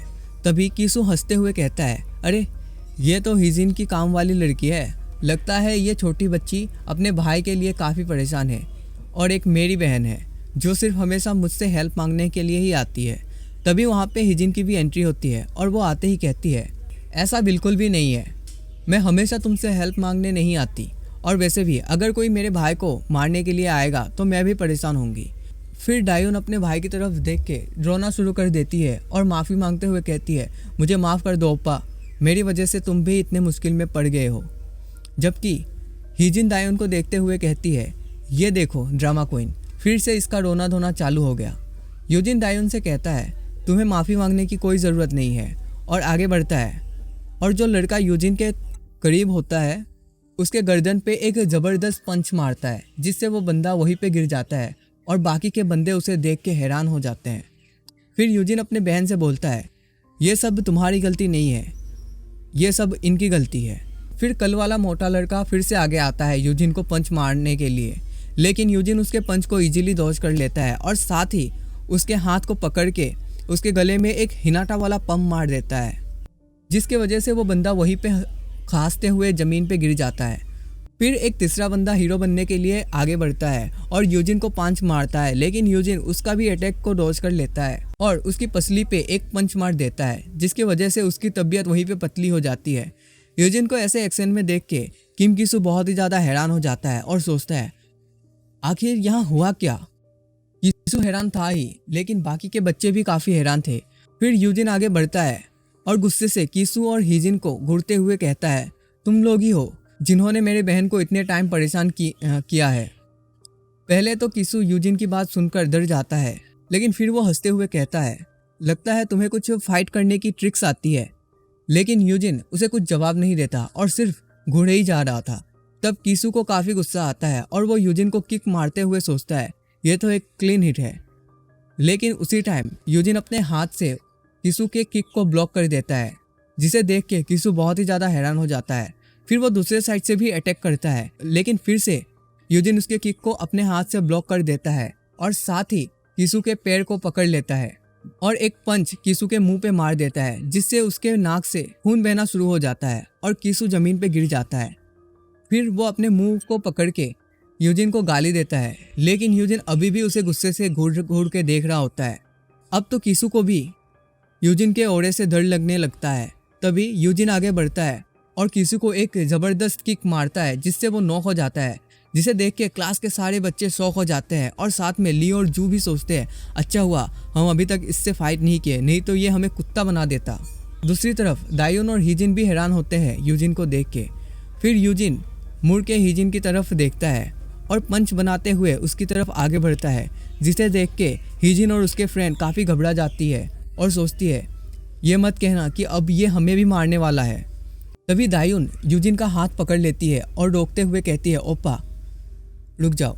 दायुन की बात सुनकर यूजिन पूछता है लेकिन ये लोग तो तुम्हें हमेशा बुली करते हैं, तो तुम उन्हें क्यों बचाना चाहते हो? यूजिन की बात सुनकर दायुन शर्मिंदा महसूस करती है और सोचती है ओप्पा को मेरी बुली वाली बात कैसे पता चल गई, और क्या ओप्पा ने इस बार भी मेरे लिए ही फाइट किया है? फिर दायुन हल्का सा स्माइल करते हुए कहती है मैं अब ठीक हूँ तो इनको जाने दो। यूजिन भी अपनी बहन की बात सुनकर बोलता है कि ठीक है मैं इन्हें जाने देता हूँ, तो फिर चलो मैं तुम्हें अभी तुम्हारे क्लास तक छोड़ के आऊँगा। दायुन भी मान जाती और फिर वो दोनों दायुन के क्लास की तरफ जाने लगते हैं। यूजिन के क्लासरूम से बाहर जाते ही बाकी के क्लासमेट यही सोच रहे होते हैं आखिर यहाँ हुआ क्या, एक अकेले लड़के ने इतनी जल्दी किम कीसू के पूरे टीम को सुला दिया। ली भी वहीं पे खड़ा होकर कहता है ये बंदा तो एक मॉन्स्टर है, इसने अकेले ही पूरे गैंग को हरा दिया। अच्छा हुआ इसके साथ फाइट करने से पहले मुझे पता लग गया कि ये क्या चीज़ है, नहीं तो मैं मर ही जाता। दूसरी तरफ दायुन और यूजिन बात करते हुए जा रहे होते हैं। तभी दायुन यूजिन से कहती है तुम फाइट में बहुत ज़्यादा अच्छे हो। यूजिन उसे कहता है मुझे तो थोड़ा बहुत ही आता है। दायुन उसे कहती है मेरे वजह से तुम कल और आज भी फाइट में पड़े हो, इसीलिए मुझे माफ़ करना। यूजिन मुस्कुराते हुए कहता है क्या बोल रही हो? अगर कोई मेरे बहन को बुली करेगा तो मैं तो उसे रोकने के लिए आऊँगा ही ना, क्योंकि मैं तुम्हारा भाई जो हूँ। और साथ में यूजिन कहता है जहाँ मैं रहता था वहाँ पे सारे लोग अपने बारे में सोचते हैं, कोई भी किसी के बारे में नहीं सोचते। वो लोग कभी भी दूसरे की परवाह नहीं करते, चाहे कुछ भी क्यों ना हो, जब तक वो खुद इन्वॉल्व नहीं होते।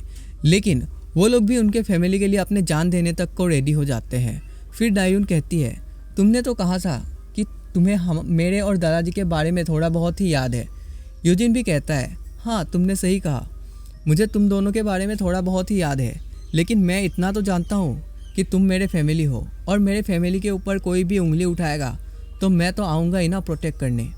दायुन यूजिन की बात सुन के सरप्राइज हो जाती है और कहती है ओप्पा अभी तुम अपने क्लास में जाओ, मैं बिल्कुल ठीक हूँ। यूजिन कहता है मैंने तो कहा था ना मैं तुम्हें तुम्हारी क्लास तक छोड़ने आऊँगा।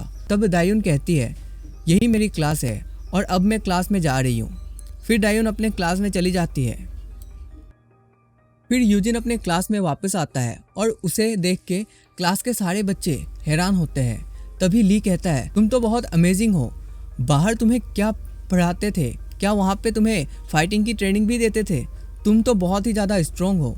लेकिन यूजिन कुछ नहीं कहता और सीधा अपने सीट पे जाके बैठ जाता है। पार्क भी यूजिन को कहता है तुम तो सच में कूल दिख रहे हो, और उसकी बात सुनकर यूजिन भी स्माइल कर देता है। फिर सीन चेंज होता है और हमें किम कीसू को दिखाया जाता है जो गुस्से में होता है और उसके बाकी के दोस्त वहीं पे सर झुकाकर बैठे हुए होते हैं। कीसू कहता है ये लड़का तो बहुत ही अजीब है, इसका फाइट करने का तरीका और इसका ऑरा अलग ही लेवल का है। तभी हीजिन भी वहाँ होती है और अपने भाई की बात को काटते हुए कहती है कब तक उसके बारे में सोच के बड़बड़ाते रहोगे? मुझे लगता है तुम लोग इस बार ऑफ गार्ड पकड़े गए। अगर तुम लोग नेक्स्ट टाइम से ध्यान रखोगे तो हम उनसे भी मार सकते हैं। लेकिन उन सबको पता था यूजिन ने उन्हें अपने स्किल के दम पे मारा है, इसीलिए कोई कुछ भी नहीं कहता। हीजिन फिर से कहने लगती है वो तो सिर्फ एक लड़का है और तुम लोग सिर्फ एक बंदे से क्यों डर रहे हो? तभी किसू को हीजिन के ऊपर गुस्सा आता है और वो चिल्लाते हुए कहता है, अगर तुम्हें इतना ही आसान लग रहा है तो तुम खुद जाके क्यों फाइट नहीं कर लेते। हीजिन अपने भाई की बात सुनकर हैरान हो जाती है और गुस्से में कहती है कि ये उस अकेले लड़के से मार खाकर आ गया और अपना सारा गुस्सा मेरे ऊपर निकाल रहा है। फिर किसू गुस्से से हीजिन की तरफ देखने लगता है और कहता है, क्या कहा तुमने। लेकिन हीजिन कुछ नहीं बोलती और रूम से बाहर चली जाती है। हीजिन काफ़ी गुस्से में होती है और उसके पीछे पीछे उसकी दोस्त भी होती है। फिर हीजिन सोचती है, एक लड़के से मेरे भाई ने मार क्या खा लिया, उसने सारा गुस्सा मेरे ऊपर ही निकाल दिया है। और फिर वो रोने वाला चेहरा बना लेती है। फिर वो अपने क्लासरूम में चली जाती है जहाँ रूम में दायुन भी होती है और हीजिन आते ही कहने लगती है, मैं तो तुमसे बहुत ही जेलस फील कर रही हूँ। अब से तो तुम्हारा स्कूल लाइफ बहुत ही अच्छे से कटेगा, क्योंकि अगर तुम्हारे साथ कुछ भी गलत होता है तो तुम भाग के अपने भाई के पास हेल्प मांगने चली जाओगी। कहीं मैं कुछ गलत तो नहीं बोल रही। लेकिन दायुन उसे कुछ भी जवाब नहीं देती। इस बात से हीजिन और भी चिढ़ जाती है और सोचती है, ये कमीनी अब तो मुझे इग्नोर भी करने लगी। क्या अब मैं सिर्फ इसे ऐसे ही देखती रहूँगी? नहीं, ऐसा तो बिल्कुल भी नहीं होने वाला। और ये वाला एपिसोड हम लोग यहीं पे ख़त्म करते हैं। अगर ये वाला एपिसोड आप लोगों को थोड़ा सा भी अच्छा लगा हो तो ज़रूर से वीडियो को लाइक करके अपने दोस्तों के साथ शेयर कर देना, और चैनल में नए हो तो ज़रूर से सब्सक्राइब कर लेना। मिलते हैं अगले वीडियो में, तब तक के लिए bye bye. Thank you so much. Episode की शुरुआत में हमें स्कूल के छुट्टी का टाइम दिखाया जाता है, जहाँ दायुन बाहर आते हुए अपने भाई के बारे में सोचती है कि कैसे उसने कहा था कि ये सब तुम्हारी गलती नहीं है, ये सब उनकी गलती है जिन्होंने तुम्हें परेशान किया है, और अगर अब से कुछ भी होता है तो मैं तुम्हें प्रोटेक्ट करूँगा, क्योंकि हम एक फैमिली है। दायुन सोच रही होती है, तो इसका मतलब जब तक मेरे ओपा मेरे साथ रहेंगे तब तक मैं स्कूल में बहुत आराम से रह सकती हूँ बिना बुली हुए। और साथ में दायुन एक बैक मेमोरी भी याद करती है, जहाँ हीजिन और उसके दोस्त मिलकर दायुन को खाना लेने भेजते हैं और कहते हैं जल्दी से आ, हमें भूख लगी है। और अगर कुछ भी दायुन ने उल्टा जवाब दिया तो उसे मारते हुए कहती है, तुम्हें किसने हक दिया उल्टा जवाब देने की। वो लोग दायुन को नौकर से भी ज़्यादा गंदा बिहेव करते थे। फिर दायुन मन में कहती है, अब शायद मेरे ओपा की वजह से मुझे वो सब भुगतना नहीं पड़ेगा। लेकिन दायुन अपने ख्यालों में इतनी खोई होती है कि वो यूजिन को क्रॉस करते हुए आगे निकल जाती है। तभी यूजिन दायुन को जोर से आवाज़ लगाता है, दायुन तुम कौन से ख्यालों में खोई हुई हो जो तुमने मेरी आवाज़ भी नहीं सुनी। फिर दायुन हैरान हो जाती है और माफ़ी मांगते हुए कहती है, ओप्पा तुम आज भी मेरे लिए यहाँ वेट कर रहे हो। यूजिन कहता है, हाँ मैं यहाँ का रास्ता भूल जाता हूँ, इसीलिए मैं तुम्हारा इंतज़ार कर रहा था। फिर दायुन कहती है, अब जब हम साथ में घर जा ही रहे हैं तो मुझे पहले स्टोर पे जाना है, मुझे वहाँ से कुछ खरीदना है। यूजिन पूछता है, तुम्हें मार्केट से क्या खरीदना है। दायुन कहती है, जब दादाजी काम से घर आते हैं तो उन्हें बहुत ही भूख लगती है, तो इसीलिए मैं उनके लिए कुछ खाने का सामान खरीदना चाहता हूँ ताकि उनके आने से पहले ही डिनर तैयार हो जाए। फिर वो दोनों साथ में स्टोर चले जाते हैं, लेकिन हीजिन और उसकी दोस्त उन्हें जाते हुए देख रहे होते हैं और हीजिन अपने दोस्त से कहती है, देखो तो वो कुतिया दायुन कैसे खुश हो रही है। फिर एक एविल सा स्माइल देते हुए कहती है, देखते हैं ये कब तक खुश रहती है। फिर सीन चेंज होता है और स्टोर का दिखाया जाता है, जहाँ दायुन कुछ वेजिटेबल खरीद रही होती है और पास ही यूजिन खड़ा होता है। लेकिन यूजिन को देख के आसपास के लोग बात कर रहे होते हैं कि ये लड़का कितना हैंडसम है और इसका फेस तो एक मॉडल की तरह लग रहा है। और ये बात दायुन भी नोटिस कर लेती है और सोचती है, मेरा ओप्पा तो सिर्फ स्कूल में ही नहीं, स्कूल के बाहर भी लोग उनके बारे में बात करते हैं कि वो कितना कूल दिखते हैं। फिर दायुन अचानक से यूजिन से पूछता है, ओप्पा क्या तुम्हारा कोई गर्लफ्रेंड है और कोई ऐसा जो फ्रेंड से बढ़ के हो। यूजिन दायुन की बात सुनकर शॉक हो जाता है और स्माइल करते हुए कहता है, नहीं ऐसा कोई भी इंसान नहीं है। दायुन हंसते हुए कहती है, क्या बात कर रहे हो, तुम तो काफ़ी पॉपुलर हो, फिर भी नहीं है। यूजिन कहता है, मुझे कभी टाइम ही नहीं मिला, मैं इतना बिजी तो रहता था। यूजिन की बात सुनकर दायुन शांत हो जाती है और सोचती है, शायद ओप्पा को अकेले रहने में बहुत ही ज़्यादा मुश्किल हुई होगी, मुझे ऐसा सवाल नहीं पूछना चाहिए। तभी यूजिन भी दायुन से पूछता है कि तुम किसी को डेट कर रहे हो क्या। ये बात सुनकर दायुन भी शौक हो जाती है और कहती है, नहीं मैं भी बिजी थी, इसीलिए किसी से डेट नहीं की। फिर सीन चेंज होता है और घर का सीन दिखाया जाता है, जहाँ दादाजी यूजिन को एक नया फ़ोन गिफ्ट करते हैं, जिसे देख के यूजिन काफ़ी हैरान होता है। दादाजी कहते हैं, यह मैंने तुम्हारे लिए ख़रीदा है क्योंकि आजकल फ़ोन तो सारे बच्चों के पास होते हैं ना, मुझे लगा तुम्हें भी फ़ोन की ज़रूरत होगी। दायुन भी फ़ोन को देख के बहुत ही ज़्यादा हैरान होती है और मन में सोचती है, दादाजी ने इसके लिए तो न्यूएस्ट मॉडल का फ़ोन लाया है। यूजिन अपना फ़ोन अनपैक करता है और फ़ोन को देखने लगता है। तभी दादाजी बताते हैं, मैंने अपना और डायोन का नंबर इसमें पहले से ही सेव कर दिया है। ये बात सुनकर डायोन काफ़ी सरप्राइज हो जाती है और कहती है, ये सब आपने खुद से किया? लेकिन आपको तो फ़ोन का कुछ याद ही नहीं रहता था, हमेशा तो मैं ही करके देती थी ना। लेकिन दादाजी हंसते हुए कहते हैं, असल में मैंने ये क्लर्क की हेल्प ली है ये सब काम करने के लिए। डायोन उनसे कहते हैं, आप अगर मुझे कहते थे तो मैं आराम से कर देती, उन्हें परेशान करने की कोई ज़रूरत नहीं थी। दादाजी हंसते हुए कहते हैं कि सच बताऊं तो ये मैं खुद ही करना चाहता था, लेकिन क्या करूं, मुझसे नहीं हो पाया। फिर दादाजी यूजिन से कहते हैं, आजकल के बच्चों को खुद से अनबॉक्सिंग करना पसंद है, लेकिन तुम्हारे फ़ोन में नंबर डालने के लिए मुझे तुम्हारा फ़ोन का अनबॉक्स करना पड़ा। वैसे तुम्हें कुछ दिक्कत तो नहीं है ना? यूजिन भी मुस्कुराते हुए कहता है, मुझे कोई दिक्कत नहीं है। फिर दादाजी डायोन से कहते हैं, डायोन तुम दुखी तो नहीं हो ना, क्योंकि मैंने सिर्फ तुम्हारे ओप्पा के लिए फ़ोन लाया, क्योंकि उसे एक फ़ोन की ज़रूरत थी। मैं बाद में तुम्हारे लिए भी एक नया फ़ोन ला के दूंगा। डायोन कहती है, नहीं नहीं, मुझे फ़ोन की ज़रूरत नहीं है, मेरा पुराना वाला फ़ोन अभी भी बहुत अच्छे से चल रहा है। फिर यूजिन भी उन दोनों को खुश देख के मुस्कुराता है और स्माइल करते हुए कहता है, थैंक्स दादाजी, मैं इसका अच्छे से इस्तेमाल करूँगा। फिर रात के टाइम का सीन दिखाया जाता है, जहाँ यूजिन अपने नए फ़ोन को लेके बेड में लेटा हुआ होता है और फ़ोन को यूज़ करते हुए स्माइल करता रहता है। तभी दूसरी साइड में हमें लेफ्टिनेंट को दिखाया जाता है और लेफ्टिनेंट को उनके फ़ोन में उसी वक्त एक मैसेज रिसीव होता है। तभी लेफ्टिनेंट कहते हैं, इस टाइम पे कौन मैसेज कर रहा है?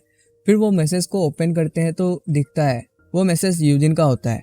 लेफ्टिनेंट कहते हैं, ये तो यूजिन है, लेकिन इसने नया नंबर क्यों लिया? तभी उनके पास एक दूसरा सोल्जर आके कहता है, आपने तो उसे कुछ दिन पहले ही एक नया फ़ोन दिलवाया था ना? लेफ्टिनेंट कहता है, हाँ मैंने उसे दिलवाया था। सोल्जर कहता है, शायद उसे वो इतना पसंद नहीं आया होगा, इसीलिए नया फ़ोन खरीद लिया। लेफ्टिनेंट सोल्जर की बात सुनकर गुस्सा हो जाते हैं और कहते हैं, क्या मतलब उसे पसंद नहीं आया? मैंने उसे सबसे महंगा फ़ोन दिलवाया था। लेकिन सोल्जर कहता है, शायद उसको वो ब्रांड पसंद नहीं आया हो। फिर हमें नेक्स्ट दिन का सीन दिखाया जाता है, जहाँ सुबह सुबह यूजिन बाथरूम से नहाकर निकलता है तो डायोन उसे कहती है, मैं स्कूल जल्दी जा रही हूँ। यूजिन पूछता है, तुम आज फिर से जल्दी जा रहे हो? डायोन कहती है, हाँ मैं जल्दी जा रही हूँ, नहीं तो मैं लेट हो जाऊंगी। और यूजिन को कहती है कि खाने के बाद तुम प्लेट डिशवॉशर पे रख के जाना। फिर डायोन भागते हुए स्कूल जा रही होती है और साथ में फ़ोन में टाइम भी देख रही होती है और कहती है, मैं शायद एकदम टाइम पे ही पहुंचूंगी। डायोन मन में सोचती है, दादाजी को कल वाला सूप बहुत पसंद आया, इसीलिए मैंने आज भी सुबह जल्दी उठ के पहले उनके लिए ही सूप बना दिया। सुबह के टाइम सूप को देख के दादाजी डायोन को कहते हैं, तुमने आज फिर से मेरे लिए सूप बनाया, तुम्हें कम से कम थोड़ा और सोना चाहिए। लेकिन दादाजी सुबह सुबह बहुत खुश दिख रहे थे और उसी बात को सोच सोच के डायोन भी स्माइल करते हुए जा रही होती है।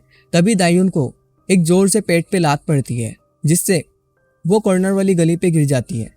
वहाँ पे 3 लड़कियां होती है जिन्होंने अपने आप को बहुत ही अच्छी तरीके से कवर करके रखा हुआ था, जिससे वो लोग पहचान में ना आए। फिर वो लड़की डायोन को किक मारने के बाद उसके पास खड़ी हो जाती है और कहती है, तुम माफ़ी भी नहीं मांग सकते क्या? तुम्हारी वजह से मेरा एंकल टूटने वाला था।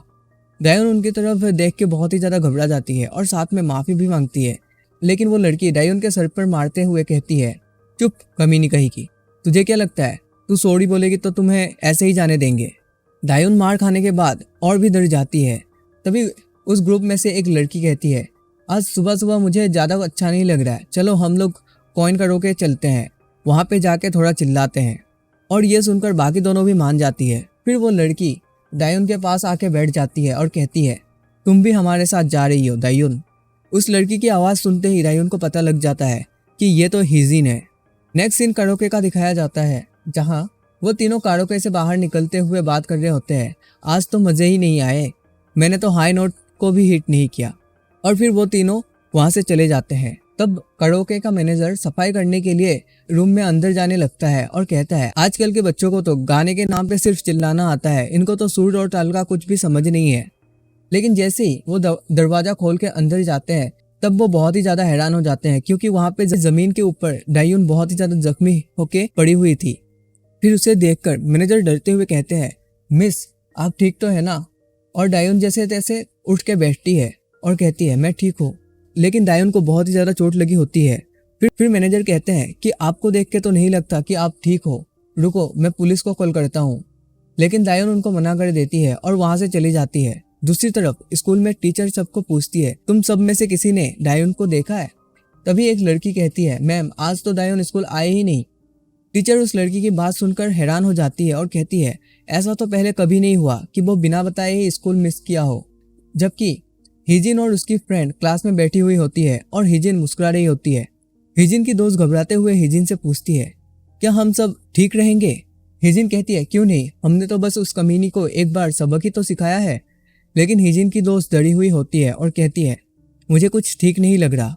फिर हिजिन कहती है, तुम किस बारे में बात कर रहे हो? अगर डायोन स्कूल नहीं आई है तो हमसे कुछ लेना देना थोड़ी ना है। फिर हिजिन की दोस्त हंसते हुए कहती है, हाँ हमसे कोई लेना देना नहीं है। फिर सीन चेंज होता है और स्कूल के छुट्टी का टाइम का सीन दिखाया जाता है, जहाँ बाहर यूजिन डायोन का इंतजार कर रहा होता है। लेकिन काफी देर इंतजार करने के बाद भी डायोन नहीं आती। फिर यूजिन डायोन को कॉल भी करता है, लेकिन डायोन अपने कमरे में कंबल ओढ़ के सोई हुई होती है, जिसके कारण वो कॉल भी पिक नहीं करती क्योंकि वो बहुत ही ज़्यादा डरी हुई होती है। फिर यूजिन भी घर चला आता है और आते ही बाहर उसे डायोन की शू दिखता है, तो वो सोचता है डायोन घर पे है। फिर यूजिन अपना बैग रख के डायोन के कमरे के पास जाके नॉक करता है और कहता है, डायोन तुम अंदर हो क्या? मैं तुम्हारा ओप्पा। फिर अंदर से आवाज़ आता है, ओप्पा तुम घर वापस आ गए?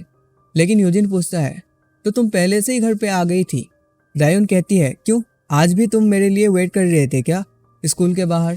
लेकिन यूजिन को डायोन की आवाज़ में कुछ गड़बड़ लगती है, तो यूजिन कहता है, डायोन क्या तुम थोड़ी देर के लिए अपना दरवाज़ा खोलोगी? लेकिन डायोन मना कर देती है और कहती है, नहीं मेरी तबीयत थोड़ी अच्छी नहीं है, इसीलिए मुझे थोड़ी देर सोना है। यूजिन पूछता है, क्या तुम्हारी तबीयत बहुत ज़्यादा ख़राब है? लेकिन डायोन कहती है, नहीं मुझे बस थोड़ा सा बुखार हुआ है और वो खुद ही ठीक हो जाएगा, बस मुझे थोड़ी देर सोना है। फिर यूजिन कहता है, ठीक है, अगर तुम्हें कुछ भी चाहिए होगा तो तुम मुझे बता सकती हो। और डायोन भी कहती है, ठीक है मैं बता दूंगी। और यूजिन जाने लगता है और सोचता है, मुझे कुछ मेडिसिन लेके आना चाहिए, क्या पता डायोन को ज़रूरत पड़ सकती है। और वो जाने लगता है। तभी यूजिन की नज़र डायोन के शू पे पड़ता है, जहाँ कुछ ब्लड गिरा हुआ होता है और वो थम सा जाता है। वो ब्लड दिखता है, वो समझ जाता है कि डायोन को आखिर हुआ क्या। ये वाला एपिसोड हम लोग यहीं पे एंड करते हैं, क्योंकि आगे बहुत ही ज़्यादा फाइट होने वाला है और मैं नहीं चाहता था कि फाइट के बीच में एपिसोड खत्म हो जाए। इसीलिए कल का एपिसोड देखने के लिए वीडियो को लाइक कर दो और चैनल को सब्सक्राइब करके नोटिफिकेशन बेल को ऑन कर दो। मिलते हैं कल एक नए एपिसोड के साथ, तब तक के लिए bye bye, thank you so much. पिछले एपिसोड में हमने देखा था यूजिन को डायोन के जूतों में ब्लड दिखता है। फिर नेक्स्ट सीन में यूजिन डायोन के पास फर्स्ट एड किट लेके जाता है और डायोन के चोटों पर पट्टियां लगा रहा होता है और पूछता है, क्या तुम्हें बहुत ज़्यादा दर्द हो रहा है? डायोन कहती है, नहीं मुझे ज़्यादा दर्द नहीं हो रहा। फिर यूजिन कहता है, आज के बाद रोड क्रॉस करते टाइम ध्यान रखना, आजकल के बाइकर्स बहुत ही केयरलेसली बाइक चलाते हैं और तुम तो बाइक वाले से बचने के लिए ही सीढ़ियों से गिर गई थी ना। फिर यूजिन कहता है, क्या तुम्हें सच में हॉस्पिटल नहीं जाना? डायोन कहती है, हाँ मैं घर पे ही ठीक हूँ। और मन में सोचती है, अगर मैं हॉस्पिटल गई तो सबको पता लग जाएगा कि ये एक्सीडेंट का चोट नहीं है। फिर हमें डायोन का फ्लैशबैक दिखाया जाता है, जहां मार खाने के बाद डायोन प्रिंसिपल के ऑफिस में जाती है पुलिस को लेके, और वहां पे हिजिन और हिजिन के मॉम भी होती है। लेकिन हिजिन उल्टा प्रिंसिपल को ही सुनाने लगती है और कहती है, अगर ये किसी से मार खा के आई तो इसमें मेरा क्या मतलब, मैं यहाँ पे क्यों आ गई? डायोन कहती है, वो तुम ही थी जिसने मुझे मारा था। लेकिन हिजिन मना कर देती है और कहती है, तुम्हारे पास कोई सबूत है कि वो मैं ही थी? डायोन चिल्लाते हुए कहती है, तुमने सर पे टोपी पहनी थी और मुंह पे मास्क लगा के रखा था ताकि मैं पहचान ना पाऊँ, लेकिन मैं तुम्हारे आवाज़ से पहचान लिया कि वो तुम ही थी और तुम्हारे अलावा मुझे और कौन ही बुली कर सकता है। डायोन की बात सुनकर हिजिन हंसने लगती है और कहती है, तो तुम ये कह रही हो जिसने तुम्हारे ऊपर अटैक किया तुमने उसका चेहरा तक नहीं देखा और तुम अपने अंदाजे से ही मेरे ऊपर ब्लेम कर रहे हो क्योंकि हम लोग कभी अच्छे दोस्त नहीं हुए इसीलिए?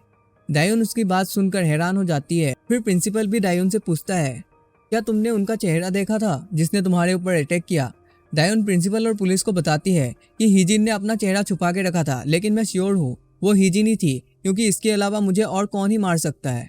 पुलिस वाले भी डायोन के ऊपर बिलीव नहीं करते क्योंकि हिजिन के डैड एक पॉलिटिशियन है। तभी हिजिन के मॉम चिल्लाते हुए कहती है, आखिर तुम यहाँ इतना हंगामा करके साबित क्या करना चाहती हो?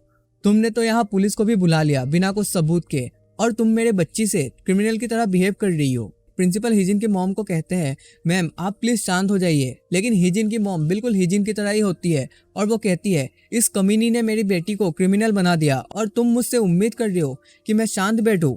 लेकिन दूसरी ओर डायोन उन सबको देख के बहुत ही हैरान होती है और मन में सोचती है, ये लोग मेरी बात का विश्वास क्यों नहीं कर रहे। तभी हिजिन की मॉम कहती है, तुम्हें मेरी बेटी से अभी और इसी वक्त माफी मांगनी पड़ेगी, मैं तुम्हें यूं ही जाने नहीं दूंगी। लेकिन डायोन फिर भी कहती है कि मैं सच बोल रही हूँ, हिजिन ही है, हिजिन ने ही मेरे ऊपर अटैक किया था। फिर हिजिन की मॉम भी कहती है, तुम तो बहुत बदतमीज हो, लगता है मुझे तुम्हारे पेरेंट्स से ही बात करनी पड़ेगी। डायोन पेरेंट्स वाली बात सुन के डर जाती है और रोने लगती है, क्योंकि डायोन के पेरेंट्स तो पहले ही नहीं रहे। लेकिन डायोन को देख के हिजिन हंस रही होती है। फिर सीन प्रेजेंट में आता है, जहाँ यही सब सोच सोच के डायोन मन में कहती है, इस टाइम भी मेरे पास कोई सबूत नहीं था और मैं ये भी नहीं चाहती कि दादाजी को मेरे बारे में पता चले। तभी यूजिन डायोन के सर पे हाथ रख के डायोन को आवाज लगाता है, तो डायोन अपनी ख्यालों से बाहर आ जाती है। फिर यूजिन डायोन से पूछता है, तुम ठीक तो हो ना? डायोन कहती है, हाँ मैं बिल्कुल ठीक हूँ। फिर यूजिन कहता है, शुक्र है तुम्हारी कोई हड्डी नहीं टूटी, लेकिन तुम्हें कुछ दिन तकलीफ तो होगी ही दर्द की वजह से, इसलिए तुम्हें कुछ दिनों तक घर पे ही रुकना चाहिए। डायोन उसे कहती है ठीक है, और साथ में बोलती है, तुम्हें तो बैंडेजेस लगाना बहुत अच्छे से आता है। यूजिन पूछता है, क्या बैंडेजेस ज्यादा टाइट हो गया है? पर डायोन कहती है, ये बिल्कुल परफेक्ट है, और कहती है, प्लीज दादाजी को ये सब मत बताना, क्योंकि उन्हें दिल की बीमारी है और वो हमेशा मेडिसिन के सहारे ही रहते हैं। यूजिन कहते हैं, तुम्हें उनकी चिंता करने की कोई जरूरत नहीं, मैं सब संभाल लूंगा, तुम बस अपना ख्याल रखो। डायोन भी उसकी बात सुनकर मान जाती है और एक क्यूट सा स्माइल देते हुए कहती है, थैंक यू ओप्पा। और मन में कहती है, मैंने ओप्पा को सच ना बताकर सही किया, क्योंकि हमारे जैसे ऑर्डिनरी स्टूडेंट उनका कुछ नहीं कर पाएंगे। फिर यूजिन भी डायोन के कमरे से बाहर आ जाता है और तब हमें दिखाया जाता है कि यूजिन कितना गुस्से में होता है। फिर सीन चेंज होता है और एक नाइट क्लब का सीन दिखाया जाता है, जहाँ किम किसू और उसके दोस्त वहाँ बैठकर बात कर रहे होते हैं कि कैसे सारे स्कूल वालों को पता चल गया कि हम सिर्फ एक अकेले लड़के से मार खा के आ गए। तभी किसू का एक दोस्त बोलता है, तुम क्या अब उसे इग्नोर करने वाले हो? सच कहूँ तो हमने उसे बहुत हल्के में लिया और बिना रेडी हुए ही चले गए, लेकिन अगर हम फुल रेडी होके उसके पास जाएंगे तो उसे आराम से मार सकते हैं। फिर उसका दूसरा दोस्त कहता है, हम उसे ऐसे ही तो नहीं जाने दे सकते, हमारी रेपुटेशन खराब की है उसने। और उसकी बात को कंटिन्यू करते हुए उसके तीसरा दोस्त कहता है, चलो फिर हम लोग उसे गैंग बना के अटैक करते हैं, तब वो अकेले क्या ही कर लेगा। पर किसू सोच रहा होता है कि वो नॉर्मल लड़का तो नहीं है, उसका फाइटिंग टेक्निक बहुत ही अलग लेवल का है, लेकिन फिर भी मैं उसे ऐसे तो नहीं छोड़ सकता। तभी वो अपने ग्लास को टेबल पर जोर से रखते हुए कहता है, तुम लोग बिल्कुल सही कह रहे हो, हम लोग प्रोफेशनल मार्शल आर्टिस्ट तो नहीं है कि उसके साथ 1v1 करे, हम तो गली के कुत्ते जैसे हैं जो झुंड में अटैक करेंगे। किसू की बात सुनकर सब हंस रहे होते हैं और कंफर्म करते हैं कि कल जाके यूजिन को मारना है। तभी किसू के फोन पे हिजिन का कॉल आता है और किसू उसको रिसीव करता है, तो हिजिन कहती है, ओपा तुम अभी तक क्या अपने हाइड आउट पर ही छुपे हो? किसू कहता है, जिस बात के लिए कॉल किया है वो बताओ, नहीं तो मैं फोन को रख रहा हूँ। तभी हिजिन कहती है, तुम्हें तो मुझे थैंक्स कहना चाहिए। किसू कहता है, तुम किस बारे में बात कर रहे हो? फिर हिजिन कहती है, मैंने उस कमीनी डायोन को आज बहुत अच्छे से सबक सिखाया है, उसके भाई ने मेरे भाई को मारा और उसके बाद भी मैं कुछ नहीं करती तो कितना शर्मनाक होता, इसीलिए मैंने उसके अच्छे से खातिरदारी की है। किसू हिजिन की बात सुनकर हंसना शुरू कर देता है और कहता है, ये तो सच है कि तुम मेरी ही बहन हो, लेकिन तुम तो मुझसे भी ज्यादा कमीनी निकली। और वैसे भी हमने प्लान किया है कल उस यूजिन के बच्चे को भी ठिकाने लगाने की। लेकिन उसी टाइम सामने से यूजिन उनकी तरफ आ रहा होता है। वो लोग यूजिन को देख के बहुत ही हैरान हो जाते हैं। किसू कहता है, ये कमीना यहाँ क्या कर रहा है, आखिर चल क्या रहा है? हिजिन दूसरी साइड से कह रही होती है, ओप्पा वहाँ क्या हो रहा है? लेकिन किसू हंसते हुए यूजिन को कहता है, खैर छोड़ो, वैसे भी हम तुम्हें कल मारने ही वाले थे, लेकिन अच्छा हुआ आज तुम खुद ही हमारे पास आ गए मार खाने के लिए। यूजिन उन्हें कुछ नहीं कहता और सीधा जाके टेबल के पास जो लड़का होता है उसके मुंह को पकड़ के टेबल पे दे मारता है। तभी दूसरा बंदा यूजिन को पंच करने के लिए आगे आता है, लेकिन यूजिन उसके गले के चोक पॉइंट पे एक पंच मार देता है, जिसे देख के वो सब लोग डर जाते हैं। तभी किसू चिल्लाते हुए बाकी के दोस्तों को कहता है, सब साथ में उसके ऊपर अटैक करो, लेकिन यूजिन उनके टेबल पर ही किक कर देता है, जिससे वो लोग वहीं पे फंस जाते हैं। और जो बंदा टेबल से लग के गिरता है, यूजिन उसको कॉलर से पकड़ के उठाता है और दूसरी साइड को फेंक देता है। साथ ही वो मोटा लड़का भी यूजिन को मारने के लिए आगे आता है, लेकिन यूजिन उसके मुंह पे एक पंच मार देता है। फिर पीछे से भी उनका एक मेंबर बोतल लेके यूजिन को मारने आता है, लेकिन यूजिन उसे भी नोटिस कर लेता है और बड़े ही स्पीड के साथ उसके बाजू पे मार देता है, जिससे वो बोतल हाथ से छूट जाता है। फिर यूजिन उसके चिन पे मारते हुए उसको साइड कर देता है। तभी वो मोटा लड़का फिर से यूजिन को पंच मारने का ट्राई करता है, लेकिन इस बार भी यूजिन उसके पंच को डॉज कर लेता है और साथ ही उसके हाथ को पकड़ लेता है और उल्टा उसे ही एक जबरदस्त पंच मार देता है। फिर उसके मुंह को पकड़ के यूजिन अपने नी से मार देता है, जिससे वो बंदा वहीं पे बेहोश हो जाता है। अभी उस रूम में सिर्फ यूजिन और कीसू बचता है, लेकिन कीसू की हालत यूजिन को देख के पहले ही पतली हो गई। हीजिन भी फोन पे चिल्लाती रहती है, ओप्पा वहाँ पे क्या हो रहा है? लेकिन कीसू सोचता है ये क्या बंदा है, ये कोई मामूली हाई स्कूलर तो नहीं लग रहा। तभी यूजिन बहुत ही गुस्से से कीसू को देखते हुए कहता है, किम कीसू, क्या मुझे बार बार बताना पड़ेगा कि मेरी बहन को परेशान करना बंद करो? लेकिन कीसू तो अलग ही सदमे में होता है और सोचता है हम लोग तो गैंग बना के भी इसके सामने हार गए। इसका टेक्निक तो बहुत ही खतरनाक है। इसने पहले हॉलवे के पास वाले लड़के को मारा ताकि हम लोग भाग ना पाए, फिर इसने टेबल को लात मार के सबको एक ही जगह पे फंसा दिया ताकि एक साथ कोई इसके ऊपर अटैक ना कर पाए। इसने इतने कम टाइम में इतना अच्छा स्ट्रेटजी बना लिया, लेकिन इसको हम हराएंगे कैसे? यूजिन कहता है मेरी बहन ने तुम लोगों का क्या बिगाड़ा है जो उसके पीछे ही तुम लोग पड़ गए हो। कीसू बहुत ही घबराया हुआ होता है, लेकिन फिर भी वो टेबल से एक ग्लास उठा के यूजिन के ऊपर थ्रो कर देता है, लेकिन यूजिन उसे भी डॉज कर लेता है। फिर कीसू हाथ में एक बोतल पकड़ के यूजिन के ऊपर मल्टीपल अटैक करता है, लेकिन यूजिन उन सारे अटैक को इजीली डॉज कर लेता है। फिर कीसू यूजिन को क्लोज से अटैक करने लगता है तो यूजिन उसके कोहनी पे मार देता है, जिससे कीसू अपने दूसरे हाथ से पंच करने आता है, लेकिन यूजिन के अटैक को ब्लॉक करके उल्टा उसी के मुंह पे एक पंच मार देता है, जिससे उसके मुंह से खून निकलने लगता है। फिर कीसू थोड़ा सा डिस्टेंस बना के सोचता है ये बंदा तो थक भी नहीं रहा है इतना फाइट करने के बाद भी। लेकिन यूजिन कीसू से पूछता है कि कमजोरों के साथ ये सब करना तुम लोगों के लिए इतना जरूरी है? लेकिन कीसू अपने बोतल को तोड़ लेता है और यूजिन को मारने के लिए फिर से आगे बढ़ता है, लेकिन यूजिन उसके हाथ पे लात मार देता है, जिससे वो बोतल नीचे गिर जाता है। फिर यूजिन उसके गले को पकड़ लेता है और साथ ही उसके पैरों पे लात मारते हुए कीसू को टेबल पे गिरा लेता है और यूजिन अपना बाजू उसके गले पे रख देता है, जिससे कीसू बहुत ही ज्यादा बेबस हो जाता है और कुछ भी नहीं कर पाता। फिर यूजिन कहता है कीसू अब बता मैं तुम्हारे साथ क्या करूं? मेरी तरफ से ये तुम्हारे लिए आखिरी वार्निंग है। अगर मैंने सुना भी कि तुमने लाइजून के साथ बदतमीजी से बात भी की, फिर भी मैं तुम्हें मारने आऊँगा। और हाँ, अपनी बहन को भी बता देना अगर उसने भी कुछ किया तो भी मैं तुम्हें ही मारने आऊँगा, क्योंकि वो तुम्हारी बहन है। और आज की तरह छोड़ूंगा नहीं, सीधा मार डालूंगा, क्योंकि मुझे मारने में ज़्यादा आसानी होती है। और साथ ही यूजिन कीसू के गर्दन को जोर से दबा रहा होता है, जिससे कीसू को सांस लेने में भी तकलीफ हो रही होती है।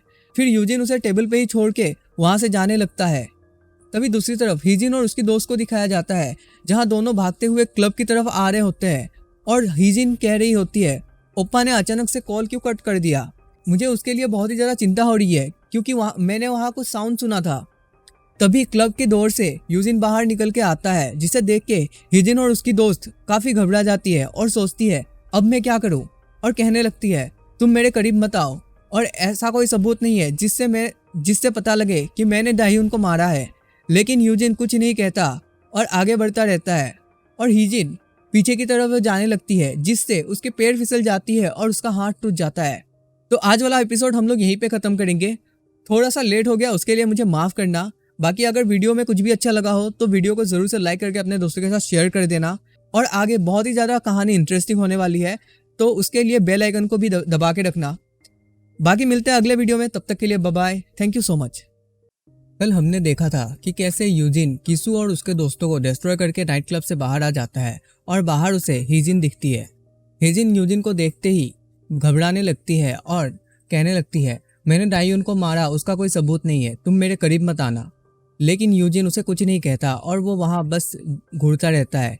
लेकिन हीजिन डर के मारे अपने आप पीछे जाने लगती है, जिसके कारण उसका पैर फिसल जाता है और वो ज़मीन पर गिर जाती है और साथ ही उसका हाथ फ्रैक्चर हो जाता है। उसी टाइम यूजिन को उसके दादाजी का कॉल आता है और वो कॉल पिक करके कहता है मैं अभी आ रहा हूँ दादाजी। फिर यूजिन वहाँ से कुछ कहे बिना ही चला जाता है, जिसे देख के हीजिन और उसकी दोस्त काफ़ी हैरान होती है।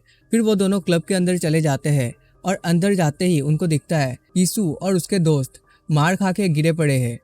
हीजिन तभी कीसू के सामने खड़े होकर पूछती है आखिर यहाँ हुआ क्या दाहियुन के भाई ने तुम सबको फिर से मारा? तभी कीसू हीजिन को कहता है हीजिन दोबारा उसके बहन को तंग मत करना। हीजिन उसकी बात सुनकर काफ़ी हैरान होती है और कहती है ओपा, तुम अचानक से ये क्या बात कर रहे हो? किसु फिर से कहता है, उससे पंगा लेना बंद करो। हिजिन चिल्ला के कहती है, तुम क्या एक लड़के के डर से कह रहे हो? किसु उसे कहता है, जो मैंने तुमसे पूछा है उसका जवाब दो। क्या तुम उस लड़की से दोबारा पंगा लेने वाली हो? हिजिन कहती है, मैं उससे नहीं डरती, मैं तो अगली बार उसे और मारूंगी। तभी किसु गुस्से से चिल्लाते हुए कहता है, किम हिजिन, अगर तुमने उसकी बहन के ऊपर हाथ भी लगाया तो उससे पहले मैं तुम्हें मार दूंगा, वो भी जान से। जिसे सुनकर हिजिन काफी डर जाती है और उसके मुंह से एक आवाज तक नहीं निकलती। नेक्स्ट सीन में यूजिन को दिखाया जाता है जो अपने घर की तरफ जा रहा होता है। तभी उसे गली में दादाजी खड़े हुए दिखते हैं। दादाजी उसे हाय कहते हैं और उसे साथ लेकर गार्डन पे चले जाते हैं। फिर वो दोनों एक बेंच के ऊपर बैठ जाते हैं और बात करने लगते हैं। दादाजी कहते हैं, मुझे माफ करना, मैंने तुम्हें यूं ही अचानक बुला लिया जबकि तुम शायद अपने दोस्तों के साथ मजे कर रहे थे। यूजिन कहता है, ऐसी कोई बात नहीं थी दादाजी। फिर दादाजी बहुत ही दुखी होकर कहते हैं, डायोन को बहुत चोट लगी है और मैंने सुना है तुमने उसकी मरहम पट्टी की है। यूजिन कहता है, जी मैंने ही डायोन की मरहम पट्टी की। दादाजी कहते हैं, डायोन ने मुझे कहा कि वो सीढ़ियों से नीचे गिर गई, लेकिन उसकी चोट को देख के ऐसा तो नहीं लग रहा कि वो सीढ़ियों से गिर गई है, और साथ ही वो हॉस्पिटल जाने के लिए भी इनकार कर रही है। यूजिन उनकी बात सुनकर कुछ नहीं कहता और चुपचाप सुनता रहता है। फिर दादाजी कहते हैं, डायोन को मैंने ही बचपन से पाला है, लेकिन मैं उसके लिए बहुत कुछ तो नहीं कर पाया क्योंकि मुझे नहीं पता था एक लड़की को कैसे बड़ा किया जाता है, और साथ ही मैं काम में इतना ही बिजी था कि मैंने उसे ठीक से टाइम भी नहीं दे पाया। इसीलिए मुझे अंदर से महसूस होता है मैं डायोन के लिए कुछ भी नहीं कर पाया। लेकिन मैं इस बात के लिए ऊपर वाले से शुक्रगुजार हूँ कि वो बहुत ही जल्दी बड़ी हो गई और साथ ही वो बहुत समझदार भी है। फिर दादाजी मुस्कुराते हुए कहते हैं, अब जब मैं सोचता हूँ उसके बारे में मुझे पता चलता है डायोन ने मेरे लिए बहुत कुछ किया है जितना शायद मैंने उसके लिए कभी किया ही नहीं। जब उस एक्सीडेंट में तुम्हें और तुम्हारे पेरेंट्स दोनों को खो दिए थे तो मैं बहुत अकेला हो गया था, लेकिन मेरे पास सिर्फ डायोन ही थी जिसने मुझे उस सदमे से बाहर निकाला।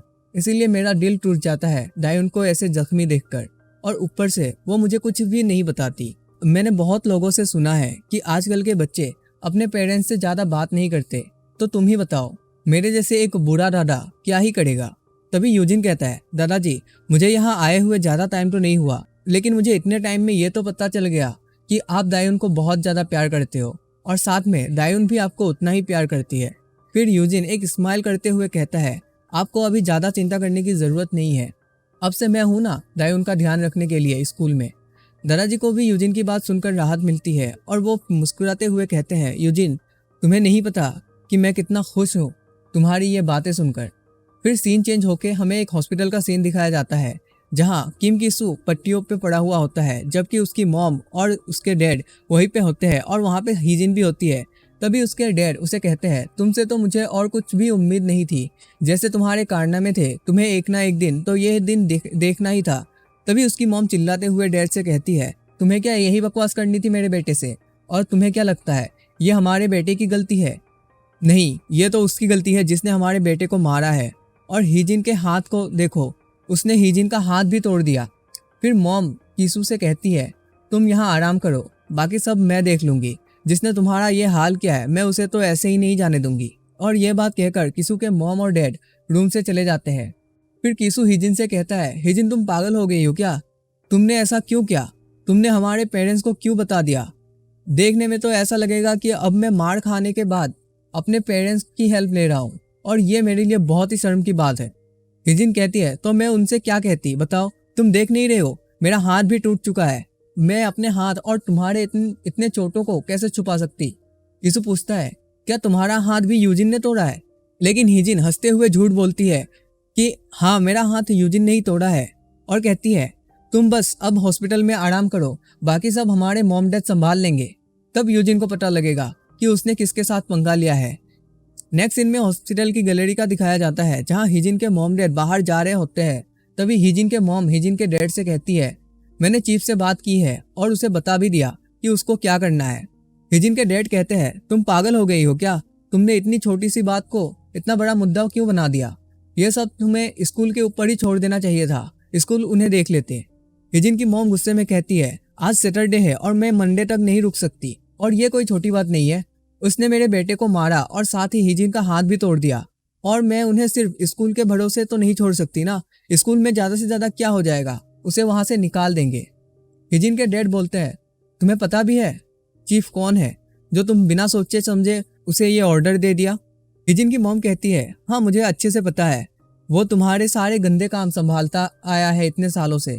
तुम बस इतना समझ लो कि मैंने चीफ को बता दिया है उस लड़के के साथ क्या करना है। जबकि हिजिन वहीं पे चुपके से उन दोनों की बातें सुन रही होती है और मन में सोचती है, मैंने चीफ को देखा है, वो बहुत ही खतरनाक दिखता है। अब तो उस डायोन के भाई की कब्र खुदने वाली है। फिर हमें नेक्स्ट सीन में चीफ को दिखाया जाता है। चीफ एक अंडरवर्ल्ड का गैंग का लीडर है जो कि अपनी गाड़ी के पास खड़ा होके स्मोक कर रहा होता है, जबकि उसके दो गैंग मेंबर बात करते हुए जा रहे होते हैं। उनमें से एक कहता है, हम लोग कहाँ स्कूल के बच्चों के फाइट में फंस गए, ये कितना शर्मनाक है। दूसरा मेंबर कहता है, चुप हो जाओ, चीफ हमें सुन रहे हैं।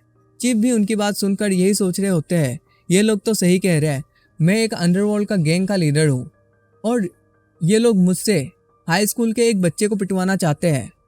और यहीं पे चीफ का एक बैक मेमोरी दिखाया जाता है जहाँ हिजिन की मॉम कॉल करके बोल रही होती है, तुम्हें एक लड़के को पीटना है जिसने मेरे बेटे को मारा है, ये काम तुम्हें खुद से ही करना होगा और साथ ही उसका एक हाथ भी तोड़ देना और इतना पीटना कि वो हॉस्पिटलाइज हो जाए। नेक्स्ट दिन हमें यूजिन के घर का दिखाया जाता है जहाँ यूजिन अपने टेबल पे बैठ के हिजिन और किसू के बारे में ही सोच रहा होता है कि क्या वो लोग अब रुक जाएंगे या फिर कुछ करने का प्लानिंग करेंगे। तभी यूजिन को बाहर से दादाजी की आवाज़ आती है जहाँ दादाजी किसी को बोल रहे होते हैं, तुम लोगों को यूजिन से क्या काम है इतने रात को। चीफ के दोनों मेंबर यूजिन को लेने आए हुए थे। वो दादाजी से कहते हैं, तुम्हें बस यूजिन को हमारे पास बुलाना है। दादाजी कहते हैं, लेकिन इतने रात को तुम लोगों को यूजिन से क्या काम है। डायोन भी दादाजी के पीछे ही होती है और वो काफ़ी घबराई हुई होती है। तभी यूजिन अपने कमरे से बाहर आते हुए दादाजी को बोलता है, मैं अभी आ जाऊंगा। लेकिन दादाजी और डायोन काफ़ी घबराए हुए होते हैं। तभी यूजिन उन्हें कहता है, आपको चिंता करने की कोई ज़रूरत नहीं है, मैं इन्हें पहले से ही जानता हूँ, मुझे बस एक मैटर को सॉल्व करना है, फिर मैं जल्दी ही वापस घर आ जाऊंगा। दादाजी भी यूजिन की बात सुनकर हैरान हो जाते हैं लेकिन कुछ नहीं कहते। फिर सीन चेंज होता है और हमें दिखाते हैं वो गुंडे यूजिन के आगे आगे चल रहे होते हैं और यूजिन खुद से ही उन्हें फॉलो कर रहा होता है और मन में सोचता है, ये लोग आखिर है कौन, ये लोग मुझे ढूंढते हुए मेरे घर तक पहुंच गए। तभी उनमें से एक मेंबर चीफ को बोलता है, बॉस हम इसे ले आए। चीफ भी यूजिन को देख के हैरान होता है कि वो कैसे खुद ही चलते हुए उनके पीछे पीछे आ रहा है। फिर उनमें से एक मेंबर बोलता है, बॉस लगता है इसे पता लग गया है कि इसको आज मार पड़ने वाली है, इसीलिए ये शायद बिना कुछ कहे ही खुद ही चल के आ रहा है। फिर चीफ अपने सिगरेट को फेंकते हुए कहता है, चलो फिर ठीक है, जल्दी से काम खत्म करो। दोनों मेंबर कहते हैं, यस बॉस, और एक बैट अपने हाथ में निकाल लेता है और दूसरे को कहता है, इसका हाथ पकड़ो। फिर चीफ अपने मोबाइल निकाल लेता है और सोचता है, चलो फिर मैं कॉल करके उनको बता देता हूँ कि काम खत्म हुआ। फिर चीफ के मेंबर यूजिन को कहते हैं कि जब हमारे साथ इतने आसानी से आ ही गए तो आराम से मार भी खा लो, तुम्हें दर्द तो होगा ही, लेकिन हम ज़्यादा टाइम नहीं लगाएंगे। तभी चीफ अपने फ़ोन में हिजिन के मॉम के नंबर ढूंढ रहा होता है और कहता है, मुझे तो उसके मॉम का नंबर नहीं मिल रहा, पता नहीं किस नाम से मैंने सेव किया था। वो गुंडे यूजिन को कहते हैं, तुम्हें क्या ज़रूरत पड़ी थी उन दोनों बच्चों को मारने की। यूजिन कहता है, तुम किस बच्चे की बात कर रहे हो, क्या तुम किसू के बारे में बात कर रहे हो। दूसरी ओर चीफ सोचता है, ये दोनों उसे बच्चे समझ के कुछ भी बोले जा रहे हैं, काम खत्म होने के बाद मुझे खुद इनके क्लास लेने पड़ेंगे। फिर चीफ यूजिन की तरफ देख के सोचता है, ये कैसा लड़का है जिसके चेहरे पे कोई इमोशन नहीं दिख रहा, जबकि अभी इसे मार पड़ने वाली है तब भी ये नहीं डर रहा है। तभी उन दोनों मेंबर में से एक यूजिन को मारने आगे आता है, लेकिन यूजिन उसके हाथ को पकड़ लेता है और अपनी तरफ खींच के उसके गर्दन पे एक कोहनी मारता है। चीफ ये देख के बहुत ही हैरान हो जाता है। फिर दूसरा मेंबर अपना बैट लेके यूजिन को मारने आता है और कहता है, तुम्हारी हिम्मत कैसे हुई फाइट बैक करने की। लेकिन यूजिन उसके सामने चला जाता है, जिसे देख के चीफ बहुत हैरान होते हुए कहता है, ये तो पागल है जो बैट के सामने डायरेक्ट चला गया। तभी उस मेंबर के अटैक को यूजिन अपने हाथों के बीच में पकड़ लेता है और साथ ही उसके गले में एक जबरदस्त पंच मारता है और अपने नी से उसके पेट पे अटैक करता है, साथ ही उसके सर को पकड़ के जमीन पे फेंक देता है। यूजिन के फाइटिंग स्टाइल को देख के चीफ सोचता है, ये तो एक ट्रेन फाइटर की तरह फाइट कर रहा है। तभी फिर से पहला वाला गुंडा आगे बढ़ता है और यूजिन को पीछे से पकड़ लेता है और कहता है, अब तुम कहाँ बच के जाओगे कमीने। तभी यूजिन पहले अपने कोहनी से उसके पेट पे मारता है, इससे उस बंदे का ग्रिप लूज हो जाता है और फिर यूजिन उसके चिन पर भी कोहनी मारता है जिससे वो बंदा वहीं पे गिर जाता है। दूसरी तरफ चीफ अब भी यूजिन के बारे में ही सोच रहा होता है और मन में कहता है, मुझे तो लगता है इसके पास रियल फाइट का एक्सपीरियंस है। और यूजिन की तरफ हंसते हुए आगे बढ़ता है और कहता है, तुम तो एक नॉर्मल हाई स्कूलर नहीं लग रहे। मुझे अच्छा तो नहीं लग रहा, लेकिन अब ऐसा लग रहा है कि मुझे इस उम्र में एक हाई स्कूलर से फाइट करनी पड़ेगी। लेकिन यूजिन चीफ को देख के सोच रहा होता है, मैं तो इसे कहीं भी अटैक कर सकता हूँ क्योंकि इसने अपने बॉडी की ओपनिंग छोड़ के रखी है। तभी चीफ बड़े ही स्पीड के साथ यूजिन के ऊपर एक पंच मारता है। फिर यूजिन भी उसके अटैक को डॉज कर लेता है। चीफ यूजिन को देख के हंसता है और फिर से यूजिन के ऊपर मल्टीपल पंचेस मारता है, लेकिन यूजिन भी चीफ के सारे अटैक को डॉज कर रहा होता है और तभी एक ओपनिंग मिलती है। फिर यूजिन बड़े ही स्पीड के साथ झुक के चीफ की कमर पे अटैक करने जाता है। तभी चीफ हंसते हुए यूजिन की तरफ एक पंच आगे कर देता है। तभी यूजिन अपने दोनों हाथों को आगे की तरफ करके उस पंच को ब्लॉक करता है और कुछ कदम पीछे चला जाता है, जिसे देख के चीफ हंसते हुए कहता है, तुम में तो बहुत दम है। मैंने सोचा था कि मुझे एक क्लीन हिट मिल गया, लेकिन तुमने उसे भी ब्लॉक कर दिया। यूजिन भी ये देखकर हैरान होता है और सोचता है, लगता है ये मेरे अटैक का ही वेट कर रहा था। फिर चीफ पूछता है सच सच बताओ, आखिर तुम हो कौन? यूजिन कहता है, मैं एक नॉर्मल हाई स्कूलर हूँ। ये सुन के चीफ मन में सोचता है, ये एक नॉर्मल हाई स्कूलर तो नहीं हो सकता, इसके लेवल तो गली के गुंडों से भी बहुत ही ज्यादा ऊपर का है। जैसे ये मेरे हर अटैक को डॉज कर रहा है और साथ ही काउंटर अटैक भी कर रहा है। मुझे नहीं लगता ये सब ट्रेनिंग से भी मुमकिन है। इसके लिए तो बहुत सारे रियल फाइट को सरवाइव करना पड़ेगा, तब जाके ये लेवल हासिल कर सकता है कोई। फिर यूजिन अपने अटैक पोजीशन लेता है, जिसे देख के चीफ हंसते हुए कहता है, ये मत कहना अब तुम इस फाइट को सीरियसली ले रहे हो। और ये कहकर अटैक करने आता है। यूजिन चीफ के पंच को डॉज कर लेता है और साथ ही अपना दूसरा हाथ से चीफ को पंच मारने का ट्राई करता है, लेकिन चीफ भी जैसे तैसे उस पंच को डॉज कर लेता है। फिर चीफ अपने दूसरे हाथ से यूजिन को पंच मारता है, लेकिन यूजिन इस बार चीफ के हाथ को पकड़ लेता है और उसके पेट पे काउंटर पंच मारता है और मुंह में एक पंच जड़ देता है, जिसे खाकर चीफ सोचता है, ये लड़का तो मेरे अटैक को डॉज करने की भी ट्राई नहीं कर रहा, ये मेरे अटैक को सीधा ब्लॉक कर रहा है और काउंटर करे जा रहा है। फिर चीफ बहुत ही गुस्से में यूजिन को देखता है और एक पंच लेके फिर से आगे बढ़ता है, लेकिन यूजिन इस पंच को भी ब्लॉक कर लेता है और साथ ही चीफ के फेस पे एक थप्पड़ मार देता है। फिर उसके पेट पे पंच मारता है और चेहरे पे एक लास्ट जबरदस्त पंच मार देता है, जिससे चीफ के मुंह से खून निकलने लगता है और वो जमीन पे सीधा गिर जाते हैं। जमीन पे गिरने के बाद चीफ जमीन पे लेटे लेते चीफ सोचता है कि मैं एक हाई स्कूलर से हार गया। फिर यूजिन की तरफ देखते हुए सोचता है, ये लड़का तो स्टार्टिंग से ही इतना काम था। मुझे नहीं पता आखिर ये लड़का कौन है, लेकिन मैं श्योर हूँ ये कोई नॉर्मल हाई स्कूलर तो नहीं है। पर मुझे लगता है उन दोनों बच्चों ने इस लड़के से पंगा लेकर बहुत ही बड़ी गलती की। फिर नेक्स्ट सीन हिजिन की डैड का ऑफिस का दिखाया जाता है, जहाँ बाहर गार्ड खड़े होते हैं और वो कोरिया का कांग्रेसमैन होते हैं। तभी हिजिन की मॉम कहती है, अभी तक चीफ ने कॉल क्यों नहीं किया?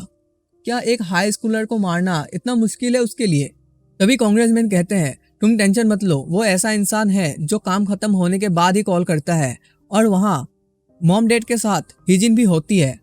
तभी टेलीफोन का रिंग बजता है, जिसे सुनकर हिजिन की मॉम कहती है, फोन को स्पीकर पे डालो, मुझे सारी बातें सुननी है। तभी दूसरी साइड से चीफ कहते हैं, कांग्रेसमैन मैं चीफ बोल रहा हूँ। कांग्रेसमैन कहते हैं, चीफ मुझे माफ करना, मेरे वाइफ ने तुम्हें एक छोटे से काम में फंसा दिया। जिसे सुन के हिजिन की मॉम कहती है, क्या ये छोटी सी बात है? हमारे बच्चे हॉस्पिटलाइज है और तुम इसे छोटी बात कह रहे हो। तभी चीफ कहते हैं, माफी तो मुझे मांगनी चाहिए। कांग्रेसमैन कहते हैं, आखिर तुम कहना क्या चाहते हो? चीफ कहता है, ऐसा लगता है आपके बच्चों ने गलत बंदे से पंगा लिया है। उस लड़के ने मुझे और मेरे 2 मेंबर को एक साथ हराया। ये बात सुनकर कांग्रेसमैन भी काफी हैरान हो जाते हैं और सोचते हैं, चीफ तो अंडरवर्ल्ड का एक टॉप गन है, लेकिन सिर्फ एक हाई स्कूलर ने कैसे इनको हरा दिया?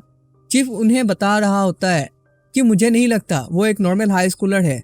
तभी ऑफिस के बाहर से कुछ साउंड आते हैं और जब डोर की तरफ कांग्रेसमैन और उनकी वाइफ देखते हैं तो वहाँ उनके गार्ड बेहोश पड़े होते हैं, जिसे देख के वो दोनों और हिजिन डर जाती है और फिर वहाँ यूजिन की एंट्री होती है। तो आज वाला एपिसोड हम लोग यहीं पे एंड करते हैं। और अगर आज वाला एपिसोड थोड़ा सा भी अच्छा लगा हो तो जरूर से वीडियो को लाइक करके चैनल को सब्सक्राइब कर लेना और अपने दोस्तों के साथ शेयर भी कर देना। बाकी मिलते हैं नए एपिसोड में, तब तक के लिए bye bye, thank you so much.